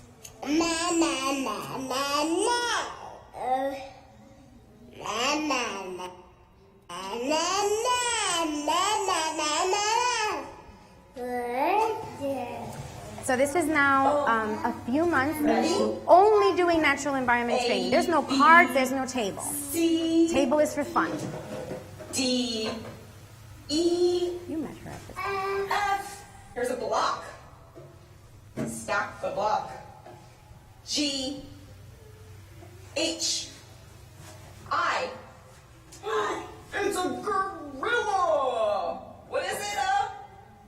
A gorilla. Go ahead, stack the block. Don't forget her initial VD Put it map. on She had top. no mans, no taps. Wow. P, Q, R.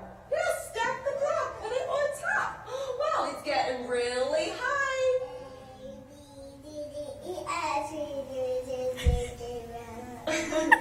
Okay, let's try again.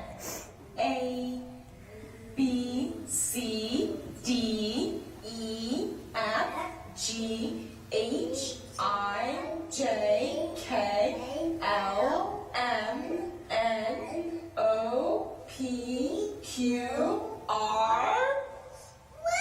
What letter? If you notice, this is our angel. Notice the matching dresses because she makes dresses for my daughter. Really high. Careful, Sarah. Wow. Okay. Oh no! I knocked him over. Okay. This is now 4 months later. Are you ready? Okay. They are markers. Hold your hands. Do this one. And do what is this? Go ahead, show me. Ready? Beautiful. What is this? And this here is a. Go ahead. Listen. Listen. Say. Put your hands down. Hold your hands. Show me. Ready? Listen. Say. We are standing up. We are standing up. Wow. Good job. This is, I'll just show you a little brief video. This is her now in kindergarten during a transition.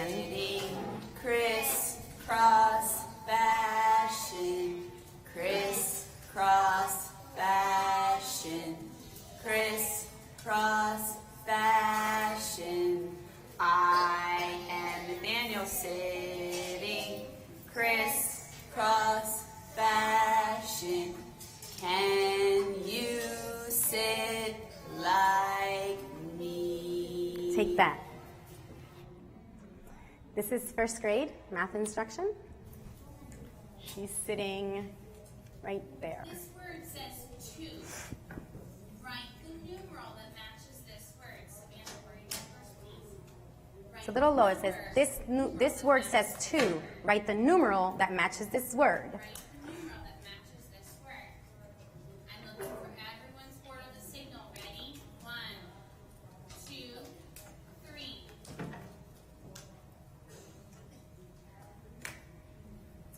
I'm not going to show the second grade one because it takes a while. It's during morning meeting to get to her, and I know we're short on time. And I've had a special request, so I'm going to honor that request. Changes, I already told you, and this is what also changed Alexander's fate. It was being able to use all these interventions that are evidence-based. So once I learned, I did come back. And even though Alexander had no language, I happened to stumble upon a 3-day training with the Dr. Vince Carbone, who I owe my life to and my kid's life to, and every name he mentioned, who I stalked for the rest of my life. And I came back from that 3-day training. I told my mother, watch, I'm going to make him talk. And I threw him in the bathtub, and I used what I saw in that video. I had no idea what I was doing. I kind of did. And on the third time that I opened that water, closed it again, and said water, I just waited, and there it went, water. And 3 months later, he could ask for 36 different things after 2.5 years of fighting. So that's the difference evidence make, which is why you don't take it for granted. So he is doing a ton, but you don't want to rush. You want to build skills slowly.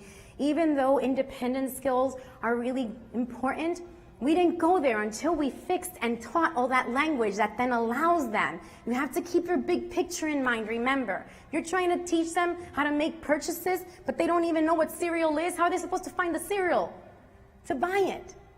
So how is he able to do this? Through effective instructional practices and sequencing of skills. How do we make this happen? There's our twin day in school, a fight for who gets to dress like Sarah. They wound up being septuplets. How did that happen?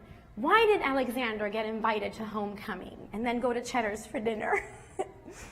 Because they are made valuable to their peers, and the peers are made valuable to them. Again, through principles of reinforcement, okay? Don't forget those things. There's Alexander this year at the Zac Brown concert in the rain. He hates being wet, but he loves Zac Brown. That's his amazing teacher now. Her name is Keely Dickmeyer. Shout out to Keely for all her hard work. And you see that he still has some gap, but I'll tell you, we started kind of late, and I don't want you to get discouraged if you have a child who's older.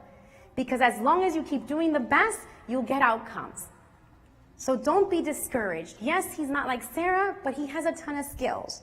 He loves hotels. He absolutely loves them. He goes twice a week to Homewood Suites. It's a bad phone video. We're going to get our therapist a new video. She needs one. But here's a child with severe autism who couldn't learn.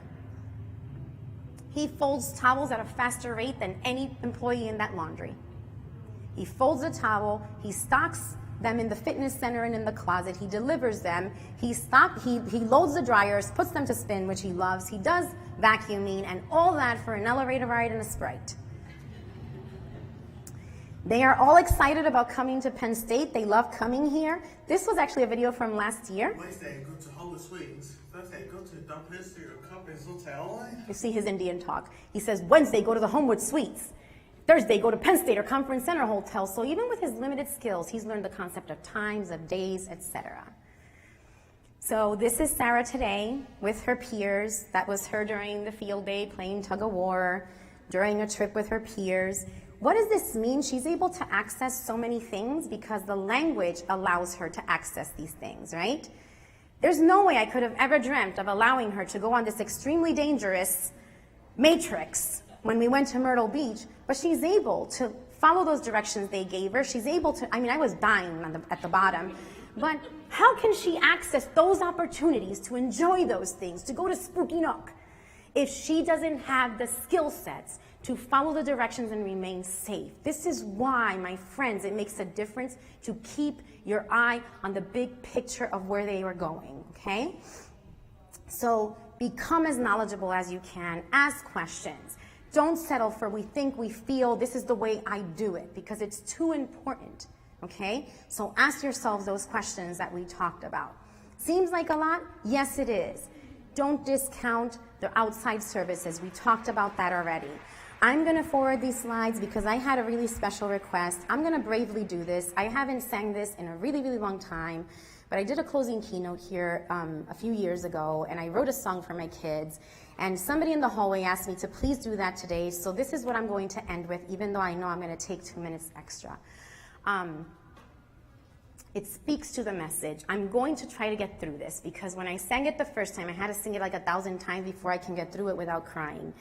But it encompasses my feeling and my desperation to teach you so you can have these kinds of outcomes. Some of you will have even better outcomes.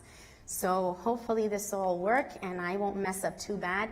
I love to sing, but I'm not a singer, so please don't think I'm promoting myself. But if you're an agent out there and you would like to contact me, please just look at my email on the website.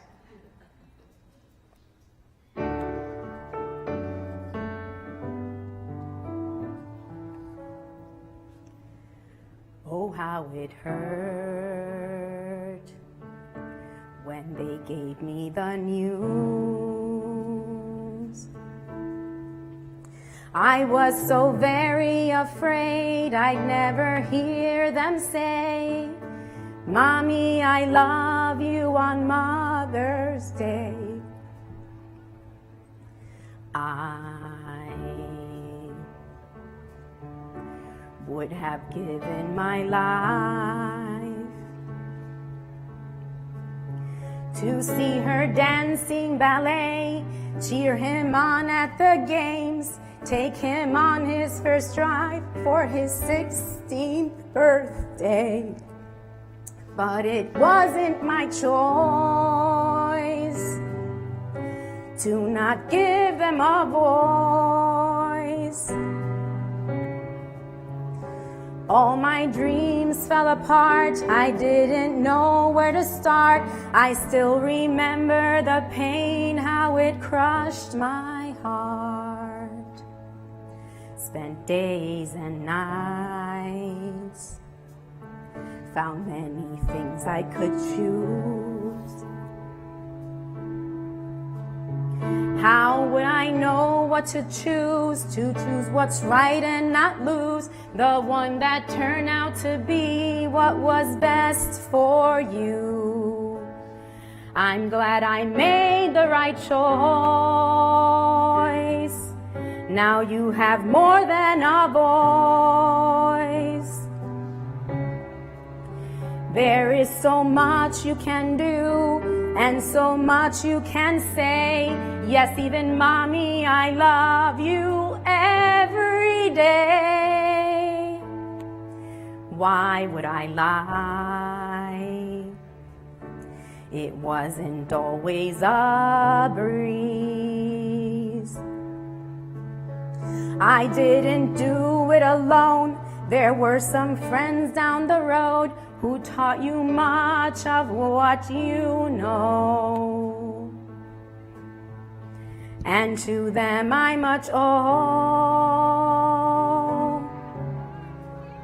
If people would understand that someone's fate's in their hands, don't let them down, come on, join me, let's take a stand and make the right choice for those who don't have a voice. Won't you be part of the crowd who made a difference somehow? Don't hesitate and make your vow to make the right choice. Won't you make the right choice?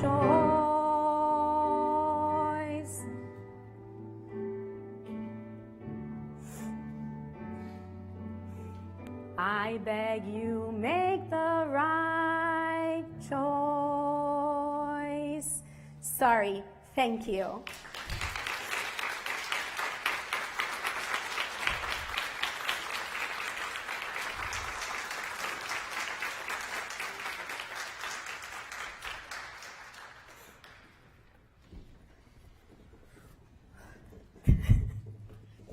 Anyone have a tissue?